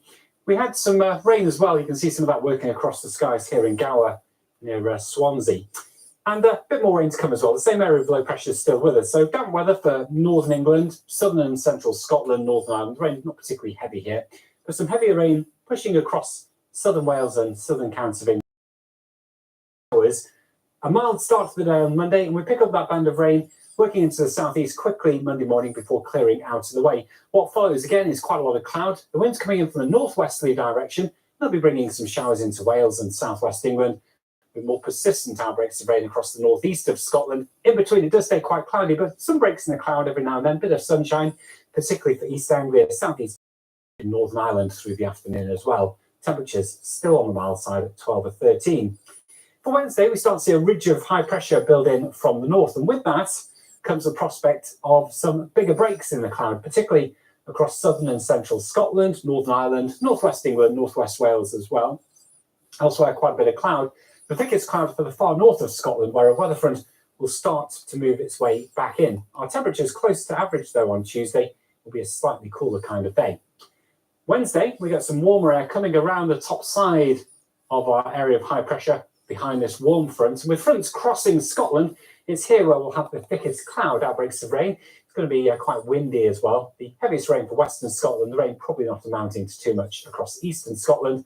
Drier further south for southern and eastern Wales, the Midlands, East Anglia, southern counties of England. That's probably where we'll see the best in the breaks in the cloud, the best of the day's sunshine. Temperatures around 11 to 14 degrees. So again, it's mild. Now, towards the end of the week, we are going to see some more significant changes as a cold front starts to introduce some much colder air. Question marks how far south this cold air gets and exactly how cold it will be when it arrives. However, it does look like we'll all see a significant drop in temperatures, and it could get cold enough to see some snowfall over the mountains of northern Scotland. So, one to watch. Bye for now.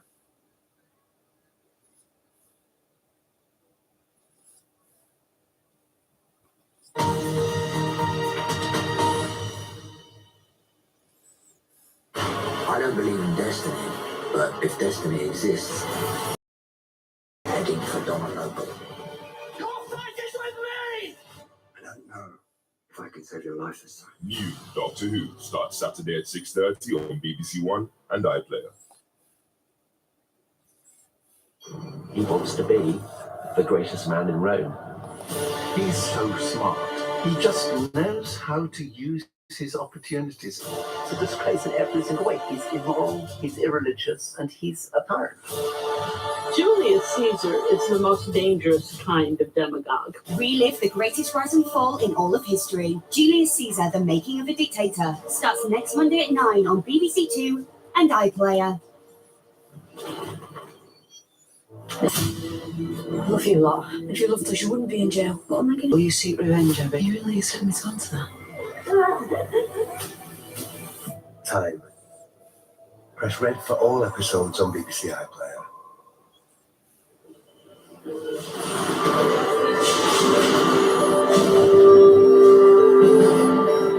Good morning. A new week begins on BBC One. It's Monday, the 20th of November, and it's 6 o'clock.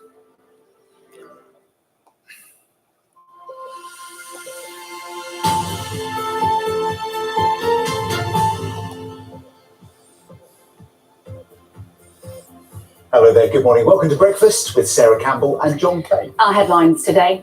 It's the start of a significant week at the COVID inquiry, with the government's former chief scientific advisor, Sir Patrick Vallance, giving evidence today. 31 premature babies who were evacuated from Gaza's largest hospital are expected to be moved to Egypt today.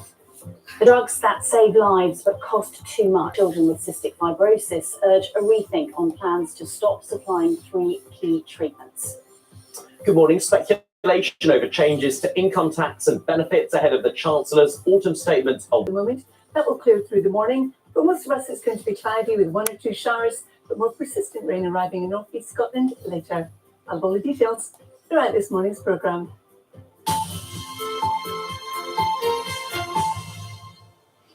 Good morning. It is Monday, the 20th of November. High-profile doctors and scientists who helped to shape and explain the government's response to the pandemic. Yes, the former chief scientific advisor, Sir Patrick Vallance, whose diaries from Johnson of chaotic leadership, he appears today, followed by Professors Sir Chris Whitty, Sir Jonathan Van Tam, and Dame Jenny Harris. They'll all appear in the increasing, and they're increasing across Europe and in the UK. Sir Patrick Vallance was up there at the Downing Street podium in some of the darkest days of the pandemic. We're also recommending increased social distancing. That's the phrase that you hear. Already, the inquiry has heard extracts from his private notes or diaries, written in what lawyers described as a... Sir Patrick Vallance notes in his evening notes, number 10, chaos as usual. On number 10, or the cabinet officer had really read or taken time to understand the science advice on 2 metre ordinary. Sir Patrick starts what is a busy week of science, best known for his COVID football analogies. It's a bit like being 3-0 up. His current chief scientific advisor, Dame Angela McCall. We will follow the science. The advice in the way that we are. That mantra was heard again and again as COVID spread. Whether the government really did follow scientific advice and how that influenced crucial decisions from face masks to lockdowns will now come under intense scrutiny as this inquiry continues. Jim Reid, BBC News. We'll be going live to the inquiry, talking to our correspondent there a little bit later in the programme. But first, at 6:03, Sarah has more of this Monday morning's news. 31 babies who were trapped inside Gaza's main Al-Shifa hospital are now in the south of Israel and are expected to be moved to Egypt today. It comes as the Israeli military released footage, which it says shows a 55-metre-long tunnel built by Hamas beneath the hospital. Our Middle East correspondent Yolande now reports. A glimmer of hope. The plight of these premature babies has symbolised the suffering in the devastating war between Israel and Hamas. They're the smallest survivors of the standoff at Al-Shifa hospital. Now they're to be taken to Egypt. Doctors in southern Gaza have been working to stabilise them. Several others have died. Even the water used for their formula was contaminated, says Dr. Mohammed Sakut, and there was no sterilisation. They suffered from vomiting and diarrhoea and weight loss. Some had blood poisoning and severe infections. Back at Al-Shifa, Israel released this video as it comes under pressure to justify its raid on the hospital. It says this tunnel leads to a blast-proof door of the kind used by Hamas for its command centres. And more video, this time from security cameras, which Israel says shows 2 hostages being taken to Al-Shifa on the 7th of October, one of them wounded.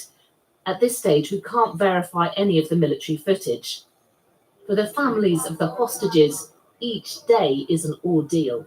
But Qatar brokered talks to try to free at least some of them in exchange for a humanitarian pause in fighting are increasingly said to be showing signs of progress.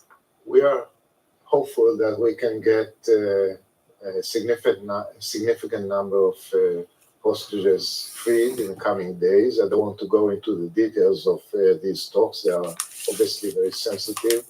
The less we go into the details, the better the chances of such a deal. But they are very serious efforts, and I'm hopeful that we can have the deal in the coming days. And for Gazans, any break in this war can't come soon enough. Some 1.7 million are now displaced, most of the population. To add to their misery, the territory is now being lashed by strong winds and rain. And this is just the start of the wintry weather.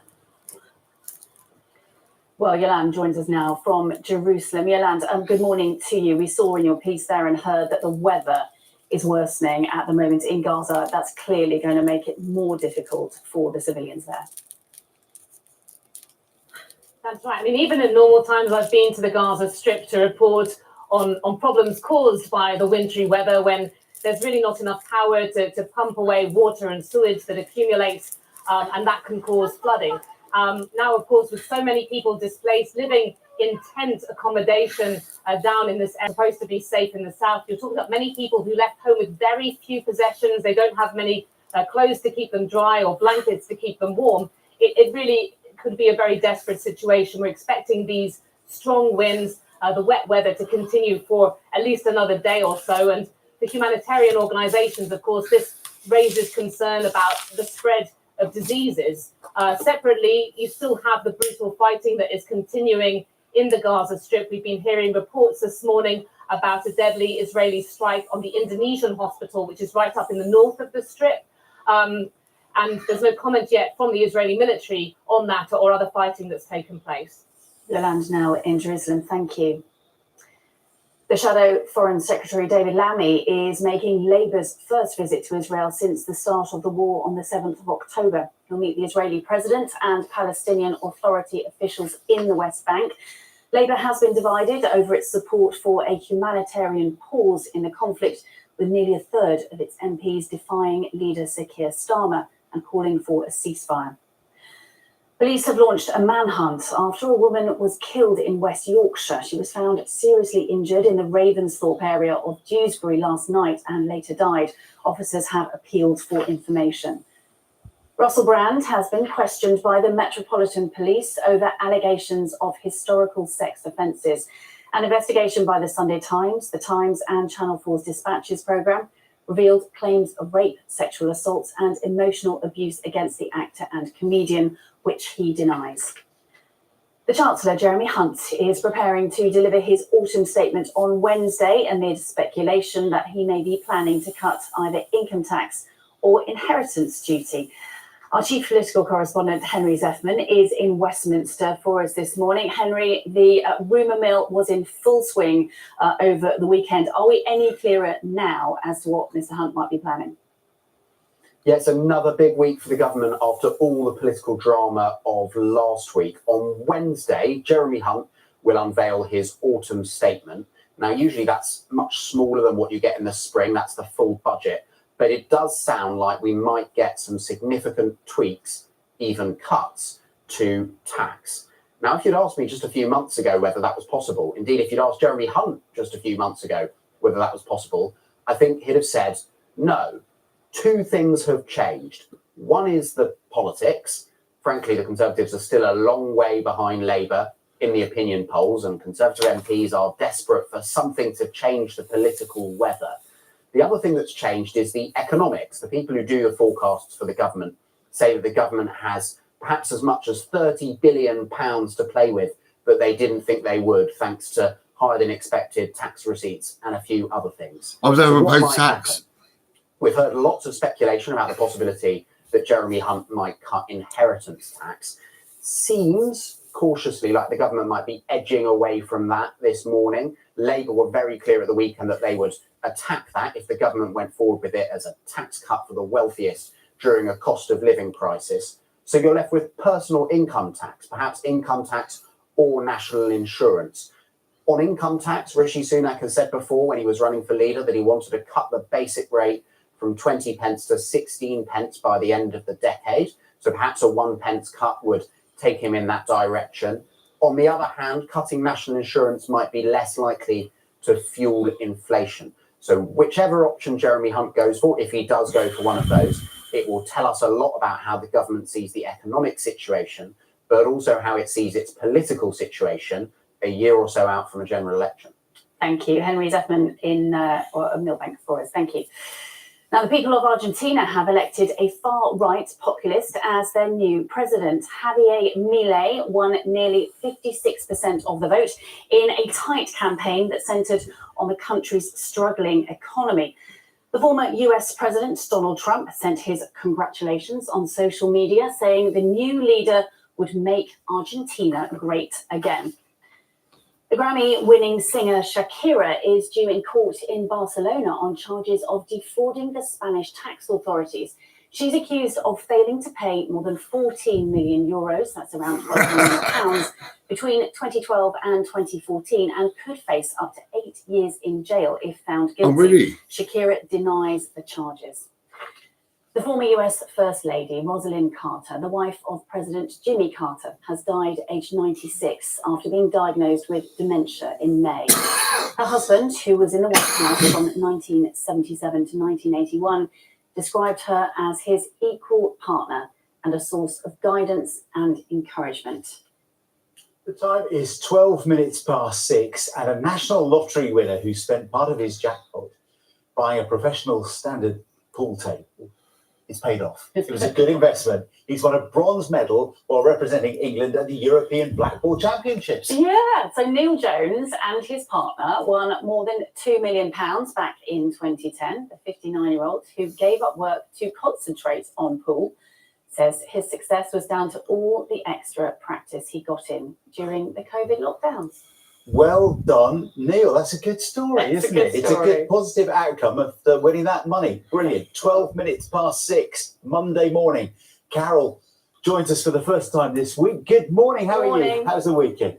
Good morning, both. It was lovely, thank you, John. I hope yours was too, but I'll find out from you later on this evening. What we have today, though, is a fairly mild day in Prospect, fairly cloudy as well, and we've got some rain in the forecast too. Now, we've got various weather fronts, one in Shetland sinking south, one Northern Ireland, southern Scotland and Northern England sinking south through the day, and this one, which is producing quite heavy rain and gusty winds across the southern half of England and Wales, is quickly going to be pushing eastwards through the day. In fact, it should probably clear East Anglia and Kent round about lunchtime.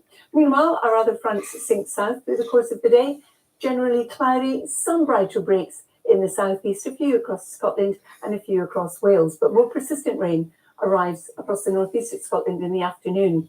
Windy too across the north and the west, but the winds easing in the eastern side of the English Channel. Temperatures today ranging from 7 to about 13 degrees north to south. Now, as we head on through the evening and overnight, once again, it's going to be fairly cloudy for many of us. There'll be some showers, especially along this east coast, getting down towards Kent, but clearer skies as high pressure builds in across parts of Scotland and Northern Ireland.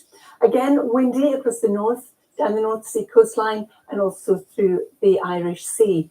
Temperature-wise, we're looking at a sharp frost tonight across parts of Scotland and Northern Ireland. In Shartow Glens, temperatures could fall away to about -2. Not as cold, though, as we come further south where we've got the cloud and the spots of rain. So that's how we start the day tomorrow. Fairly cloudy, some dregs of a weather front reaching down to.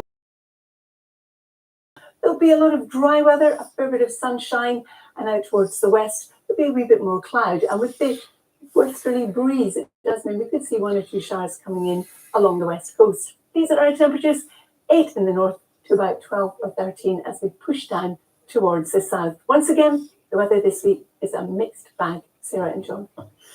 Somehow, I thought you might be about to say that. Wondered what you were going to say there, John. No. We'll see you again a little bit later. Thank you, Carol. Thanks, Carol. Let's take a look at today's papers. Are we finally on the brink of a real tax cut? This is the Daily Mail asking. The paper cites media interviews by the Chancellor Jeremy Hunt over the weekend, in which he said he wanted to bring down the tax burden. So much speculation about that awesome statement on Wednesday. Here's the Daily Mirror's version. They're leading with their own investigation into the rent charge for luxury apartments owned by the Chancellor himself, claiming one of these properties saw a rise of 18% at the time the public were being urged to show restraint over demands for pay rises. The paper does acknowledge that Mr. Hunt has said all profits are donated to charity. Nuke sub Mins from disaster is the Sun's headline. In reference, this is to a Royal Navy submarine armed with Trident missiles, which reportedly started sinking towards its crush depth, but was saved just in time. The Navy told the paper it does not comment on operations. If you don't want to know who got voted off Strictly Come Dancing last night, cover your ears, Yeah. blah, blah, blah. And your eyes, look away now, look away now. Because Angela Rippon became the latest star to say goodbye. Here she is pictured alongside her professional partner, Kai Widrington, during last night's dance-off in Blackpool. the pair performed their American smooth dance routine to Tea for Two by Ella Fitzgerald. Look at the smiles on Claudia and Tess's faces. She has done fantastic. She's been absolutely amazing. Brilliant. Yeah. And everyone, they all talk about wanting to make it through to Blackpool, and she did that, didn't she? And all that come dancing heritage I know. that comes with Angela in Blackpool too. Wonderful. Love it, A great weekend. What do you got on the inside pages? I quite like this in the Times this morning, talking about a farmer in Beverley in the East Riding of Yorkshire who decided to diversify, slightly different tack. A dairy farmer and has gone into cow cuddling. Yeah, you better explain. 200 cows that weren't producing the milk that they might have been. She wasn't making as much money from them. So for 40 quid, I think it is, for an hour, you can then go and lie on the straw and cuddle a cow. I mean, yeah, I can see why that might appeal. When's your birthday? Sorry? When's your birthday? You could do a double session I'm apparently. not telling you now. 2 hours Definitely for a not. group of 6 people. You'd love it. You've got to be over 16. Apparently, it's hugely popular. So they're selling out just like they were Glastonbury tickets, which is also on the page. They've all gone there. Okay, this is a great story, isn't it? What paper in it? Daily Telegraph. So a tool bag dropped by astronauts on a spacewalk will apparently be visible as it flies over Britain tomorrow. Forget that. I've got £19 left to my name. That is it. I'll just check my bank. I've got £19 fucking pounds. That is all I've got. I've got 2 microwave meals in my fridge. I'll probably be having one of my microwave meals in a little while. So I'm going to have to get some food. So what I'm going to do is I'm going to put this ring. I've only just got out, right? I've got to put it back in again. That will get me £125. I'll put in a lady's diamond ring in that they will give me, well, £75. To get it out, it's probably going to be about £76 or £77 to get it out.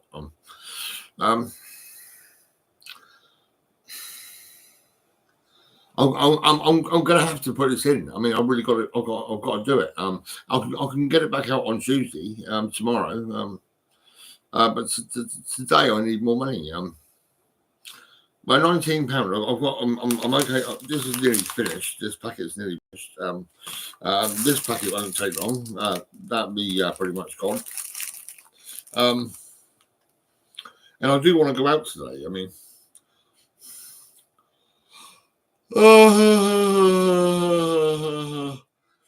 I want to go to Cozy Cafe and have a bacon sandwich and a cup of tea, and that's £6.25. So what I'm going to have to do is that I'm just going to have to pawn this ring again.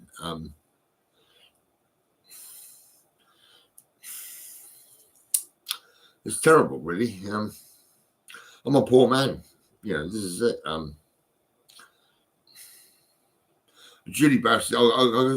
Julie Barsey. Why have they said I'm severely disabled, and why are they paying me high benefits when I'm perfectly okay? Nothing wrong with me, you know. I've never been to college. I've never been to university, and I never did pay tax. And I was working claiming. I was signing on the dole and making sure my rent was paid for a 2-bedroom place in 27 Wood Close. And my partner and my baby were okay. Yep, they were fine. Now, me and my partner, we separated, and I won the custody case. So my daughter lived with me in 46 Larch Way. And I think after a while, my partner ended up in that house after I'd raised my daughter, and she lived with her boyfriend, and they had 2 kids. And I think the mum, my daughter's mother, still lives in 46 Larch Way, and I moved around to this side of town, and I moved here. And then I was helping the family next door to my mum's, and the lady beyond my mum, which is Carol Flood. Carol Flood's died now.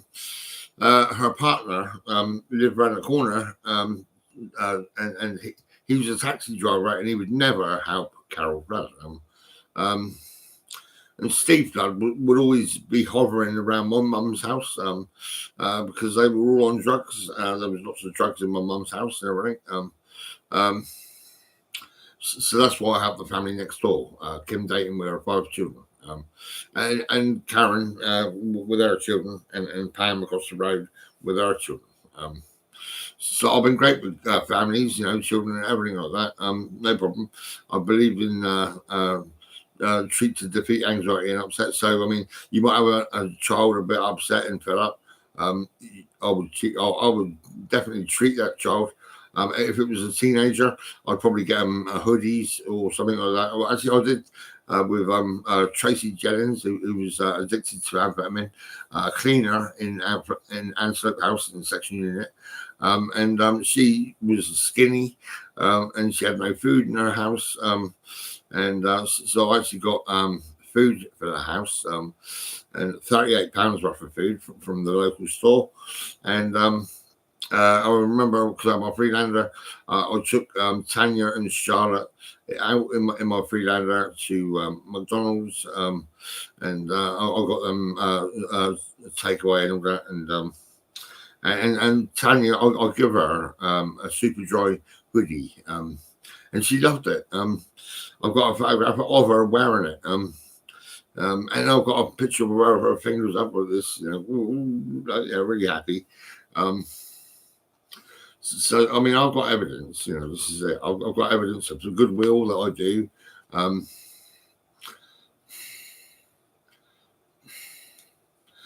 Yeah. I didn't take any pictures of the family next door to my mum's. I didn't really take any photographs or anything, but I actually was driving that family around and helping that family. Yeah. So I've checked my bank. I've got £19. That's all I got. I could go to the shop and get a few pounds. I want to happen. So I'll be definitely getting money available to buy more tobacco if I need it. Get my ring back is no problem. It might only go in for a day or two or whatever. Actually, at 9 o'clock, I'll be phoning up PIP, Personal Independent Payments, and say when is it I'm going to get paid next? What day am I going to get paid and how much? I'm actually getting £691 every 4 weeks, and I'm getting £430 every 2 weeks, which is about £1,600 every month, I think it is, or something like that. And if you ask the doctor, you'll probably find out that they're getting about £2,100 a month. Yes, so I'm all right, but I've got to stop buying too much stuff on eBay and Temu. It's crazy. It's impossible. They just hope their newborn son will have access to the drugs that have transformed Mikey's life. Tim Muffet, BBC News. And we'll be talking to a doctor from the Alderhay Hospital about this issue just after 8 o'clock today. Affects a lot of families, doesn't it? Yeah. Right, 6:25. Still to come here on Breakfast this morning, a warning from the National Trust, which says that historic buildings and land under its protection are at increasing risk from the effects of climate change. More on that story at 10 to 7. But time now to get the news, the travel and the weather where you are.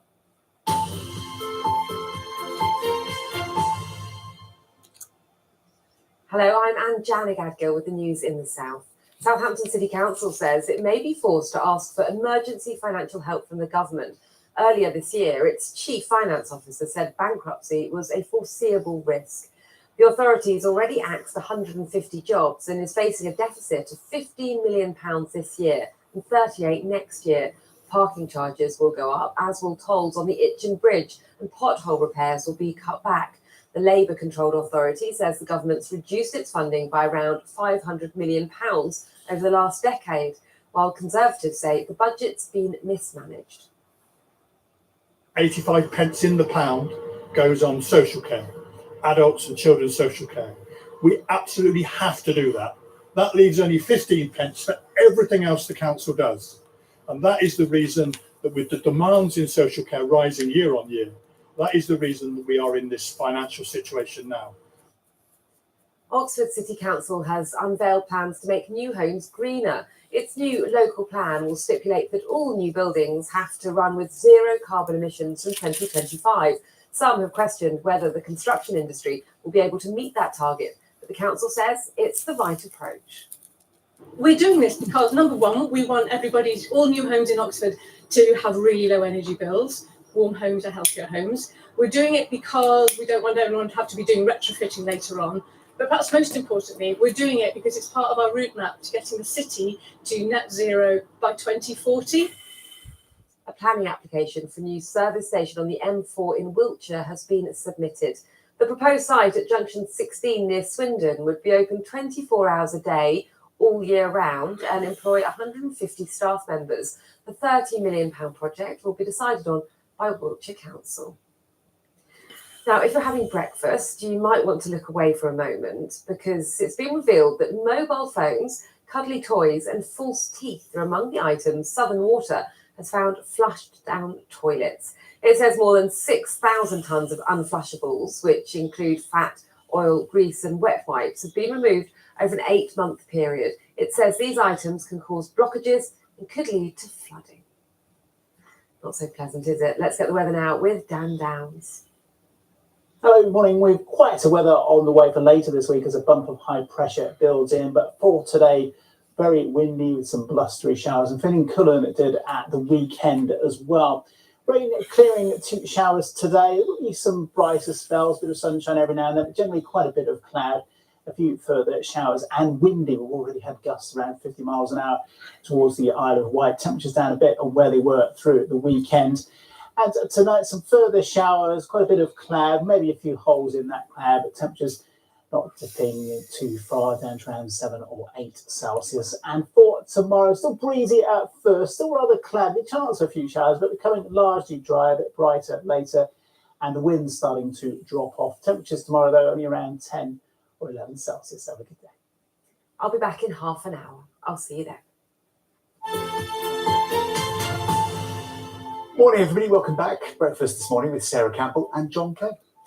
Now, preparations to transfer 31 premature babies from Gaza into Egypt are continuing after they were rescued from the territory's largest hospital. The facility has been under attack from the Israeli military, which says Hamas fighters are hiding in tunnels beneath it. The babies were taken from Al Shifa Hospital in Gaza City to Rafah in the south of the Gaza Strip there. That happened yesterday afternoon with the hope that they could be taken into Egypt today. A spokesperson for the Palestinian Red Crescent said the babies had to be wrapped in foil to maintain their body temperatures while on the move, but that their health is good. Well, Toby Fricker is from the charity UNICEF, which helped to transfer the babies, and he joins us now from the Jordanian capital, Amman. Good morning to you, Toby. Thank you so much for taking the time to talk to us. Could you take us through this operation? I mean, effectively, Al Shifa had become the centre of a war, so presumably it just became, there was no question these babies had to be moved.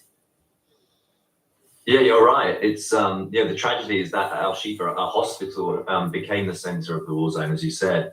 But the conditions were deteriorating so much. The intense hostilities, the lack of fuel, the lack of water, etc., the lack of medical supplies. So the health authorities urgently requested that we had to do something. These 31 babies urgently needed to be moved. There were 39 premature babies before, and sadly, some of them already died. So it was an urgent mission, and it was very dangerous, very difficult to operate, of course, in those conditions. But the team UNICEF here, working with World Health Organization and many others, managed to carry out the operation. The babies were moved to a hospital in the southern part of the Gaza Strip, and as you said, they're being stabilized now, and cared for in a hospital that currently has better conditions, thankfully, to look after them. Toby, just take us through the complexities of an operation like this, moving that many, very, very vulnerable children. Yeah, I mean, it's extremely complex. It requires, working with multiple different parties. It requires working, obviously, with the medical authorities, the doctors. And let's just say, the doctors in Al Shifa have done an extraordinary job to keep children alive, to keep civilians alive, at a time when it's so dangerous for them working there. And so the coordination was critical. It's all about timing, coordinating with multiple parties, and managed to work. And so let's say, it's a very small positive in what's been a horrific 48 hours. And today is actually World Children's Day, which is the 34 years since the convention was signed by countries. And it's a day that normally we'd want to be celebrating, but it's really tragic at the moment what's going on. Just remind us, the babies were taken from Al Shifa to Rafah in the south of the Gaza Strip, and the hope being that they are going to be moved into Egypt imminently. Yeah, so there's no negotiations going on and work going on to see whether they could potentially be moved into Egypt and then receive, even the better care at the hospitals there, because as we said before, there is nowhere fully safe inside the Gaza Strip, and every hospital is under strain, overwhelmed with casualties, overwhelmed with patients with other health conditions as well. So what UNICEF we're urgently trying to do as well is work with multiple partners to help to identify, trace parents and reunify with parents or extended family members if parents are not around. So this work is going on because we don't want those children to be completely separated, of course, from their parents and other family members. A lot of focus, for obvious reasons, obviously has been on these premature babies. But let's talk more widely about the Gaza Strip. We were hearing from our correspondent that the weather has taken a real turn for the worse, and there are many, many more thousands of children in Gaza needing help. Yeah, that's right. I mean, this morning, the weather here in the region is pretty horrific. It's raining very heavily. It's pretty cold. And the children, you have 1.6 million people displaced, around 800,000 of those of whom are children. They're living in very densely populated shelters in classrooms that should be for school, but where people are now living. The sanitary conditions are very poor. The access to safe water is around 3 litres per person per day, which is way below the 15-litre emergency threshold that we try to reach. So we're massively concerned about waterborne diseases, other diseases. Have also missed vaccinations. Children don't have the healthcare system now to support them if they are sick. So it's a huge concern, and that's why we keep trying to push in more life-saving aid to scale that up, to alleviate some of that suffering, to improve the conditions a little bit in those shelters as quickly as we can as the winter sets in. Toby Fricker from UNICEF, thank you for bringing us that update. We really appreciate it. 6:34, and it's going to be a really big week in Westminster, with the Chancellor Jeremy Hunt set to deliver his second autumn statement on Wednesday. Yeah, there's a lot of speculation about what might happen if you're reading the papers at the weekend. Areas like taxes and benefits, as Ben can tell us. Good morning to you, Ben. So much speculation. What's in, what's out? Do we literally have to wait until Wednesday, until that box is opened? Yeah, you're not wrong there. I mean, anyone going past a newsagent, opening their browser tabs, getting the news headlines, good luck avoiding the words autumn statement over the next few days. It is important, and let me give you a bit of a guide as to what we can expect from the Chancellor. It is a challenging time for him. Jeremy Hunt being urged by some in his own party to cut taxes. At the same time, he's promised he will try to boost the economy, which has barely grown recently as the cost of living crisis still squeezes people's finances. So why don't we take a look at the three main areas that Jeremy Hunt and the Treasury will be focusing on. For a Conservative Chancellor, there is always pressure to cut taxes, and the run-up to this autumn statement, well, it's no different, especially as tax levels are at their highest ever. The speculation about possible cuts to income tax rates. He also said he doesn't want to do anything that causes the cost of goods to rise quickly again after last month's big drop in inflation.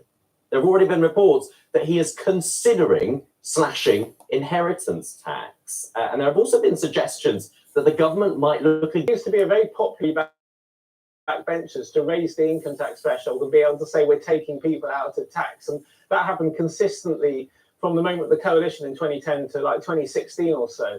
But and they froze it, and that's why they've got something like 30 or 40 billion pounds more tax money. The problem is he needs higher than is ideal.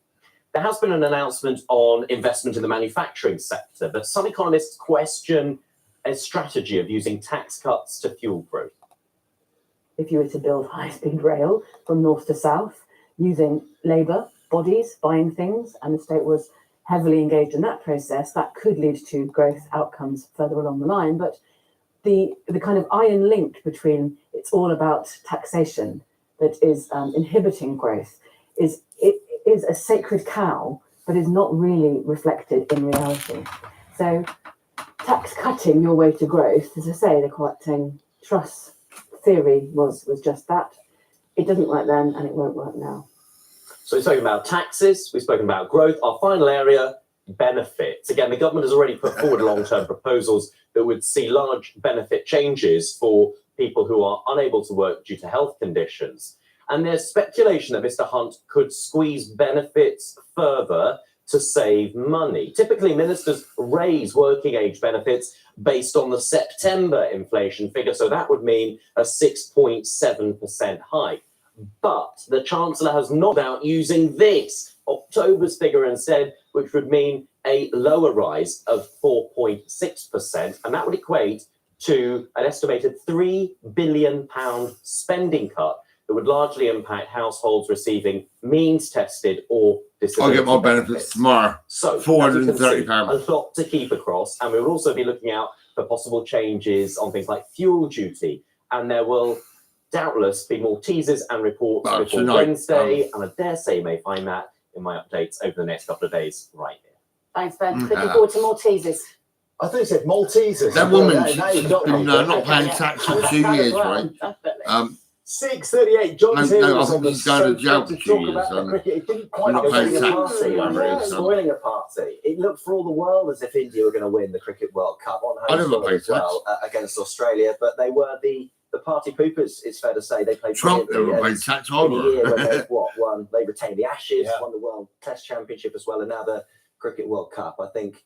Do you think the England cricket fans will be, a little bit frustrated, maybe a little bit jealous? Oh, definitely. Yeah. In a word, But it yes. wasn't in the Yes, script, they will was be. it? No, they will be. They've been brilliant, yeah, and fully deserved, but certainly wasn't in the script, this one. Yeah, good morning. Fireworks lighting up the Indian sky, but not to mark their win, but Australia's, and surely this will go down as one of their best against the side, who many thought were nailed on for victory, as Joe Wilson now reports. They've won it, of course, before, but here Australia beat the hosts' expectation and the occasion. They won India's World Cup. Having been invited to bat first in the final, Rohit Sharma led things India's way for 45 minutes, until his innings ended in the hands of Travis Head, an exceptional catch and the first decisive contribution by Head. Now, India could rely on Virat Kohli, couldn't they?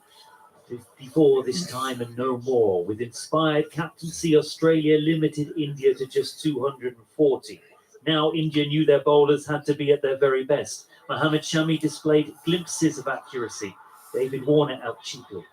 But once Travis Head got going, there was no stopping him. Whatever India tried, nothing worked. In a low-scoring game, it would take one bold innings. Travis Head made 137. Australia peaked when they needed to. But their captain might say they nearly always do. Yeah, that's huge. It's been a big year for everyone. But our cricket team's been to here in India, Ashes, World Test Championship, and to top it off with this is just huge. And these are the moments that you'll remember for the rest of your life. Glenn Maxwell only faced the last ball here. He played the most extraordinary innings of the tournament earlier. Over the long weeks, Australia just got stronger. Joe Wilson, BBC News. I'll tell you what, though, talking of parties, nothing was spoiling this at Hampden Park last night. They didn't even get the win that they would have hoped Scotland to round off their qualifying campaign, but those fans were staying long after the final whistle to revel in what has been a brilliant run for them, already assured of their place at next summer's Euros in Germany, having qualified with 2 games to spare. They signed off with a 3-3 draw against Norway last night, twice coming from behind, but 3-3 it finished in a special night for their manager, Steve Clarke, and their fans. They are off to Germany. They are indeed. They can look forward to that next summer, where I'm sure that party will continue. Germany, here, Scotland, come. It was a record-crowded Old Trafford for a Manchester United WSL game as well yesterday. It was, though, a disappointing defeat against their City rivals. On Derby Day here, City came from 1-0 down to win 3-1. Their third goal really compounding things for United. A mix-up at the back. That clearance from Mary Earps, cannoning back in off Khadija Shaw. City did later have a player sent off, but they held on for all 3 points, and in doing so, leapfrogged their rivals into third in the table. What was a frustrating afternoon for United at Old Trafford. Things certainly hotting up in Rugby Union's Premiership at the moment, and no surprise when you've got this sort of drama. This was Sandy Park, the home of Exeter, who knocked over this last-minute penalty against Gloucester. Henry Slade with the points with the last kick of the game there. 25 points for 24 it finished. Tell you what, would you fancy taking that? Cool as you like from Henry Slade, who is in there somewhere. Away from that, though, Exeter later apologised. The former England international, Ugo Monye, after he accused a supporter of racist abuse at the ground After the game, Monya said on social media he experienced the most blatant racism I've seen from a supporter at a live game. The 40-year-old was working at the match as a TV pundit at the time. Another day, another record for Novak Djokovic, who has now broken Roger Federer's record in winning a 7th ATP Finals title. He beat the Italian Jannik Sinner in straight sets in Turin. You might remember he also thrashed Carlos Alcaraz in the semis. Sinner couldn't get close in this one before eventually losing the match on a double fault. So magnificent 7 then for Djokovic, with those season-ending titles now for the 24th-time Grand Slam champion. Worth pointing out as well, GB will come up against him in the Davis Cup in the coming days when Great Britain meet Serbia. You wouldn't fancy playing him at the moment, would you? Do you ever fancy playing Novak Djokovic? No. Probably not, but spare a thought Definitely for not. GB team who are going to go up against him in their pursuit of winning the Davis Cup once again. It's been a good weekend for confetti manufacturers, hasn't it? Yeah, and fireworks. There's a few left over after fireworks tonight. Yeah. John, thank you very much indeed. Now it's 6:44, and many of us are familiar with giving blood. But what about donating your plasma? Doctors need more of it to help treat patients with weakened immune systems, cancers, and other diseases. Yeah, so our reporter Giles Latcham has been to meet a woman who's benefited enormously from those plasma donations. Fit and well, back running her own business, Emma from Lichfield is pretty special. Last summer, she was paralysed by Guillain-Barré syndrome, a rare nerve disorder. And when she woke from an induced coma, the doctors had awful news. I said, it's really unlikely that you're going to walk again because your nerves in your bottom half of your body aren't responding. I was absolutely devastated, but I thought, I am going to walk again. You're wrong. 2, 1. She was right. Thanks to months of physiotherapy and her natural determination, she's regained full movement. But thanks mainly to a daily transfusion of plasma, a component of blood containing 700 proteins. Without the plasma, I think I wouldn't be in the position that I am today. I wouldn't have made the recovery that I have. And I'm just so grateful for that treatment, because without that, I think I'd still be in hospital and potentially still paralysed. Currently in the West Midlands, about 2,000 people donate plasma every year.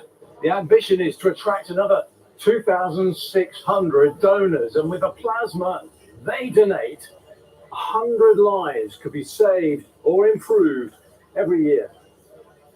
Plasma is incredibly valuable. It is liquid gold. It can be used to treat over 50 diseases, and you have the potential to change someone's life, to save lives. It takes about an hour. You can give every fortnight. Some have switched from giving blood. Some have particular reasons. I'm a nurse at Birmingham Children's Hospital, and some of my patients need plasma donations, and I thought, since I live so close to a plasma centre, it's worth coming to donate as often as I can. Emma could barely believe what she went through, describing it as a bad dream, but it's one that plasma and those that donated it helped her wake from. Giles Latcham, BBC News, Birmingham. Well done, Emma. Good to see you looking so well. Yeah, absolutely, and really interesting. I've never thought about plasma donations, but it looks to be as sort of straightforward as giving blood. Doesn't it? Yeah. Right, it's just after 7:15, and Carol's got a longer weather for us. Good morning. Morning. Good morning, both. Good morning to you too. Today, well, it's going to be another mild day. The weekend on Saturday, temperatures reached 16.6 Celsius in Yeovil in Somerset.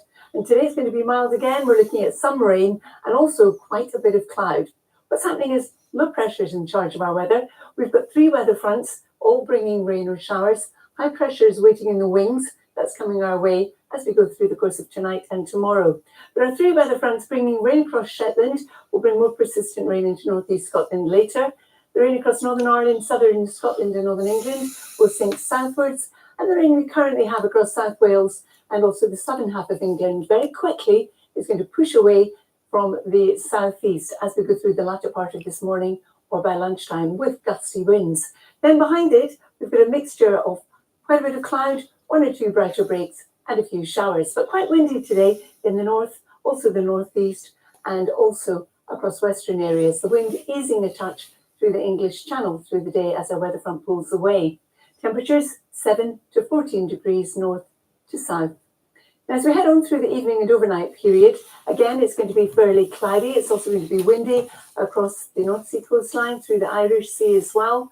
But as high pressure starts to build in, the skies will clear across Scotland and Northern Ireland. And with lighter winds here inland, we are looking at the chance of some mist and some fog patches forming. But here too, under clear skies, it's going to be cold. In fact, in Scotland, there'll be quite a sharp, widespread frost. Temperatures in sheltered glens slipping away to about -2.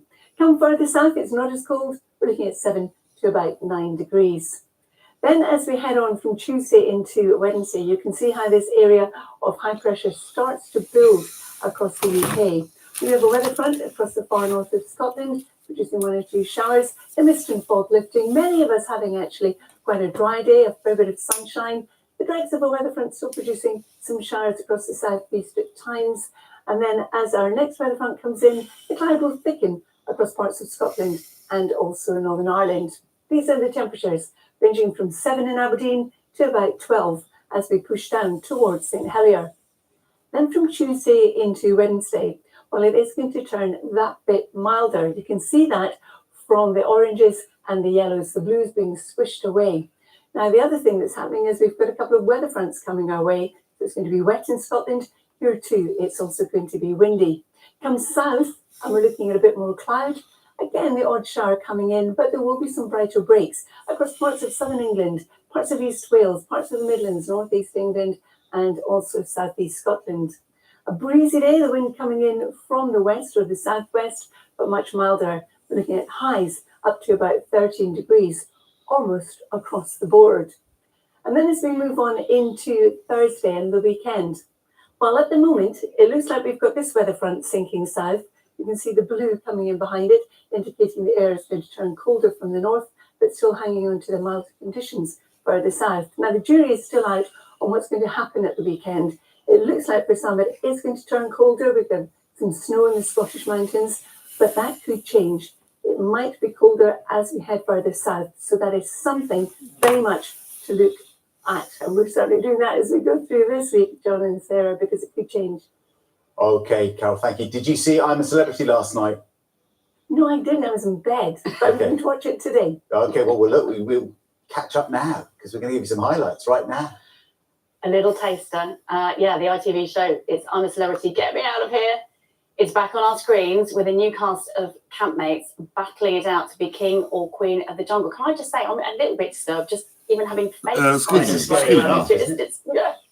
They were immediately thrown into various stomach-churning challenges right in at the deep end. A skydive, a high-rise abseil. There was even a face-to-face meeting with some snakes. Had it all. And Noor Nanji was watching. It had slime, snakes, and a terrifying skydive, and it's only episode 1. As the celebrities introduced themselves to viewers, one man had this to say. You might like me more, you might dislike me more, but you will at least find out. In the opening episode, Nigel Farage and 2 other campmates, This Morning host Josie Gibson and social media sensation Nella Rose, were dumped in the middle of the Australian outback. They then threw themselves into the tasks. Gibson went face first into a barrel of sludge, while Farage stuck his head into a camper van filled with snakes. Other contestants this year include Jamie Lynn Spears. I'm best known for being an actress and a singer. She is also, and arguably better known, for being the younger sister of pop star Britney. She, Hollyoaks actor Nick Pickard, and JLS singer Marvin Humes faced a skydive before entering the camp. Host Anton Depp were on hand to cheer on the celebrities. Strap yourselves in for the ride of your lives. And the ride continues. Nigel. With Farage already chosen by the public to take part in the next Bush Tucker trial. Noor Nanji, BBC News. That was just episode 1. I know. They didn't wait to get into the whole get mucky, come up to, come face to face with the snake. I mean, oh my goodness. That was, as you say, episode 1. We were talking about it with Lembit Opik. Yes. And Sean Ryder, both of whom were in the jungle in 2010. Yes, get that inside tips. It's 6:52. Now, nearly 3/4 of the sites managed by the National Trust could be facing an uncertain future because of the impact of climate change. Flooding, storms and wildfires are causing more damage more often to buildings and land managed by the Trust, which is calling for more government support. Harriet Bradshaw has this. Picture postcard settings, steeped in history, but despite standing the test of time, even these sites aren't immune to the impact of more extreme weather. We can't afford to procrastinate. The climate change situation is not going to allow us to. The sea is certainly not going to allow us to. Mullion Harbour, Cornwall, here since the 1890s. These small but significant repairs on the western breakwater, a labour of love for these volunteers.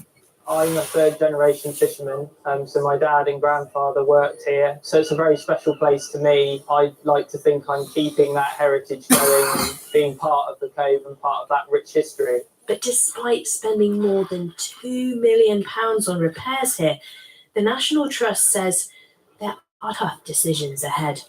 We feel very strongly that it's unviable to repair the Southern Breakwater like for like. That's a really tough call. The National Trust's purpose is around looking after special places forever. Is that we can't continue this battle against climate change. We have to adapt. Some sites disappearing. You can just feel how exposed it is. The increased rainfall is saturating the ground surface, and it's more or less putting the site off from the cliff. But technology is being used here to preserve the past for the future, including 3D scans of this monument from the air to create a digital model. For us, a priority is to understand more about the hill fort, the landscape around it, the rates of change before that information is lost. The National Trust is mainly funded by its membership model. It wants the government to pledge more money and support to landowners and heritage organisations that need to adapt to the effects of climate change. This is the role for the government as well, to broker in between individuals and bring people together to deal with this existential problem, challenge, threat that's facing society. The government says it's committed to investing billions on adaptation measures to increase the country's resilience. If you'd left it, what would happen? I mean, the ceiling would fall through. Where heritage can be physically saved and adapted to weather the change, it's not 600-year-old house, and this is complicated work and painstaking.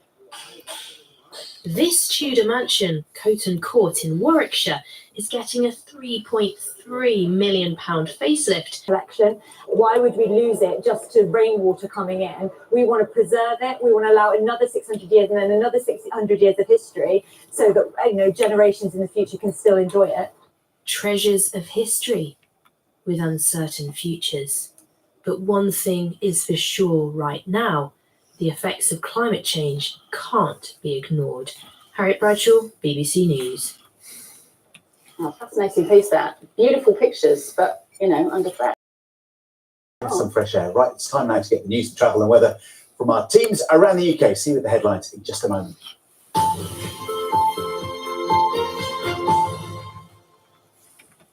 Hello, I'm Anne Janagadgil with the news in the South. Southampton City Council says it may be forced to ask for emergency financial help from the government. Earlier this year, its chief finance officer said bankruptcy was a foreseeable risk. The authorities already axe 150 jobs and is facing a deficit of £15 million this year and 38 next year. Parking charges will go up, as will tolls on the Itchen Bridge, and pothole repairs will be cut back. The Labour-controlled authority says the government's reduced its funding by around £500 million over the last decade, while Conservatives say the budget's been mismanaged. 85 pence in the pound goes on social care, adults and children's social care. We absolutely have to do that. That leaves only 15 pence a year on year. That is the reason that we are in this financial situation now. Work to dismantle and move two war memorials in Portsmouth start today. Unsafe. There was already a plan to move the memorials when coastal defence work starts next year. They'll be reinstated once that's complete in 2026. a charity that helps people learn to read, is expanding its services across the south. So where's the fish dish on dinner? There. Lovely. Okay, brilliant. Well done, mate. That's lovely. Read Easy in Southampton assists adults who can't or find it difficult to read and spell. They use a phonics-based reading programme called Turning Pages. The charity, staffed by volunteers, has 56 people enrolled and is set to start up to 2.4 million adults in England who find it hard to read. It's been really hard because not being able to read letters and things, you just chuck them in the bin, put them aside, you try and cover it in the best way you can, get around it. We are looking for readers on the Isle of Wight, so people who feel, you know, they would benefit from our service, they should come forward and have a chat. Dan Downs has the weather. Hello, morning. We've quieter weather on the way for later this week as a bump of high pressure builds in, but for today, very windy with some blustery showers, and feeling cooler than it did at the weekend as well. Rain clearing showers today, later spells, bit of sunshine every now and then, but generally quite a bit of cloud, a few further showers, and windy. We've already had gusts around 50 miles an hour towards the Isle of Wight. Temperatures down a bit on where they were through the week. Further showers, quite a bit of cloud, maybe a few Celsius, and for See you there.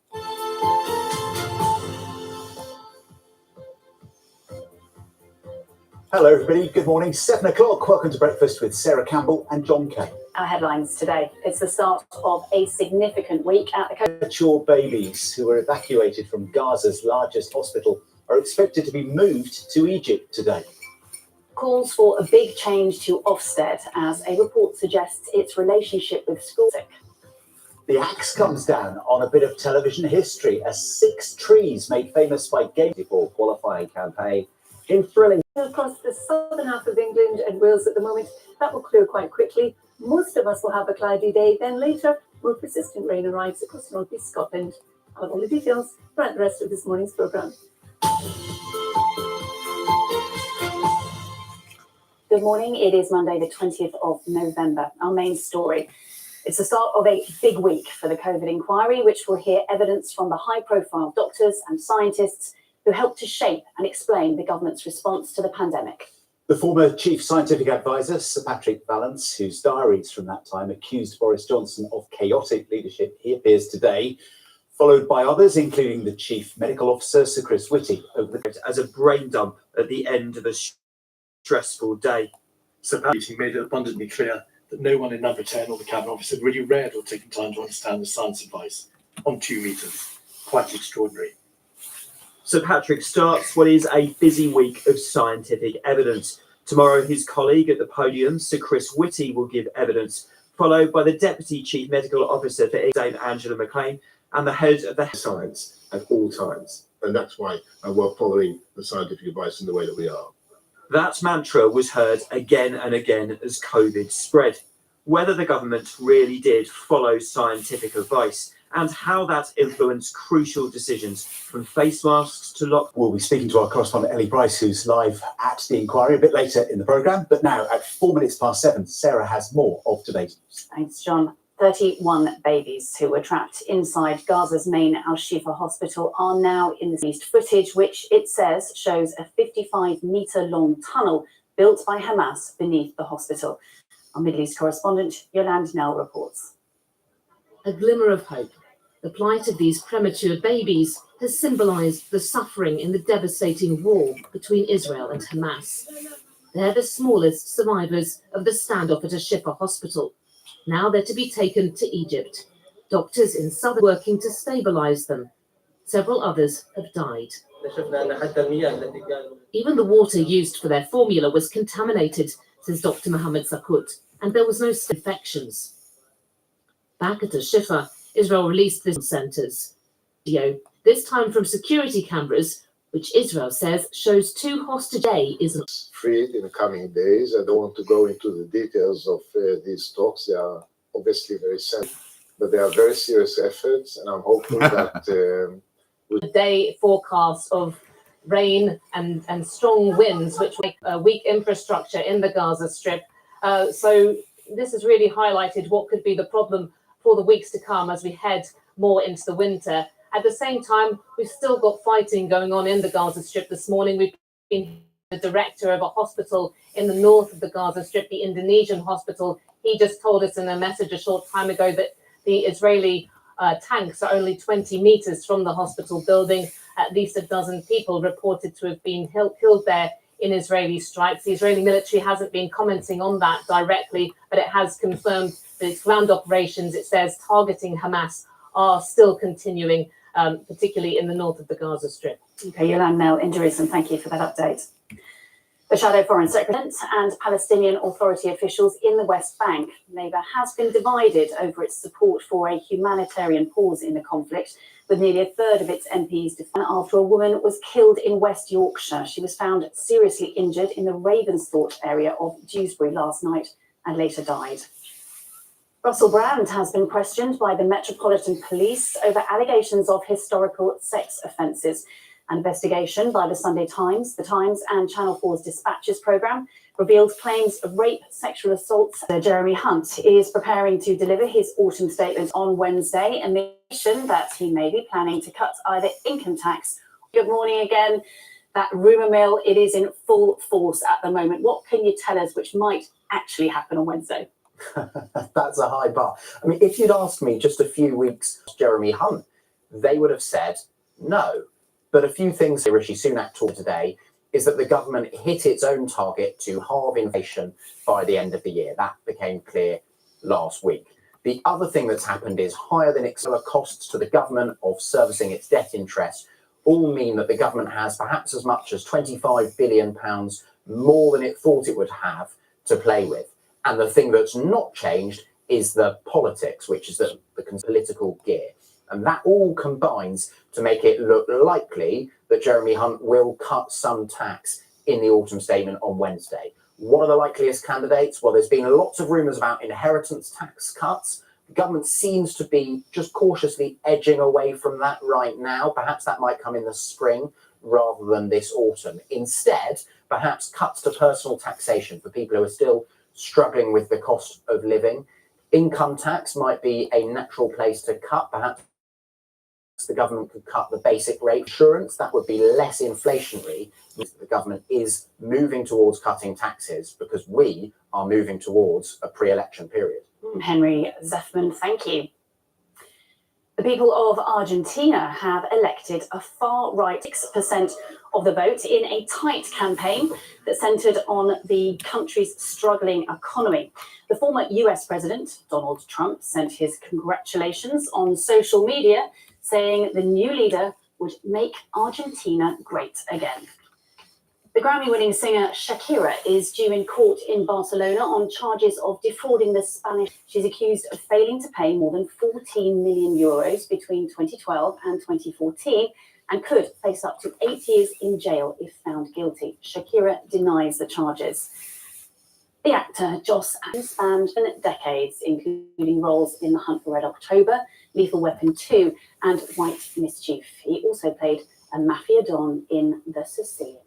What a canon of work. I mean, he could do it all, couldn't he, Joss Ackland? He really could. Yeah, he really could.